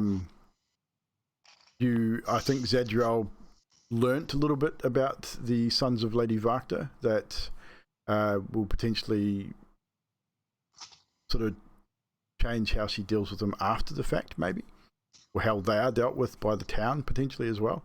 Who knows? But as I said, this combat has come to a close.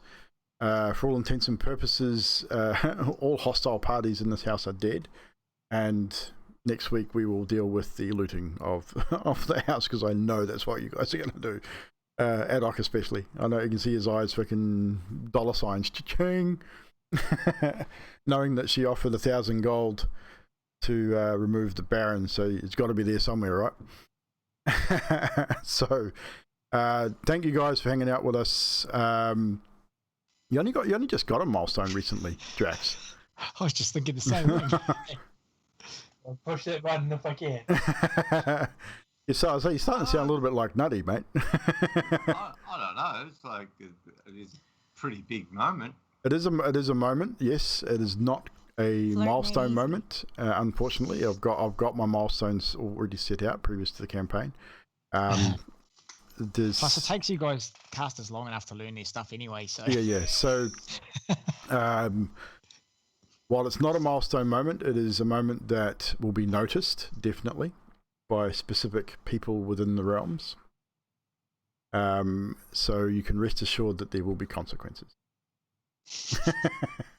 I'll say that much. So the opposite of happiness. Yes, completely. So guys, we should probably raid somebody, of course, as we normally do on a Wednesday and Sunday after our show. Who do we have in the D&D world on tonight? Who we have? I see someone's not really... It's not to be proud of, Drax. hasn't really been running all that long. Yeah, that's not a good thing, honey. It's kind of a bad thing. Drax, with your relationship thing, I'm sure you're okay now. You killed the mum. You can console the well, there is that too. It doesn't look like there's anyone in the D&D stuff that we would possibly raid. Most of them have been running for a long time already, so they're probably getting ready to close up. We will raid Era instead. I think, how long's Era been running for? He's been running for almost 4 hours. He's just finished. He just finished? Damn it. Yeah. He was actually about to raid you. Oh, was he? Well, I'm sorry, Era. We're finishing as well. We got Matthias is streaming, Imp streaming, Missy. We've rated Missy. Let's see what Scourge is up to. God, he's been running for 9 hours. Holy Jesus. That's a long time to be streaming. So we're not going to rate anyone tonight. We're going to leave it till Sunday. But I will host someone. So guys, if you hang around for the host and want to chuck a follow to the hostee, it is awesome. If not, no dramas. We will see you guys again on Sunday. Might be on Friday. Might do some gaming Friday night. But definitely Sunday for some more D&D for the homebrew campaign. This VOD will go up. It'll probably be a day late because I'm going to have to download both parts and actually edit them together before I upload it. So this one might be a little bit late. So what would normally be up tomorrow night will probably won't be up until maybe Friday sometime. So bear with me. It will be a day or two late because I have some editing to do because of our issues. But if you want to catch up on the VOD, it will be available on the Twitch anyway. Anyway, guys, thank you so much for hanging out with us. We will see you next time.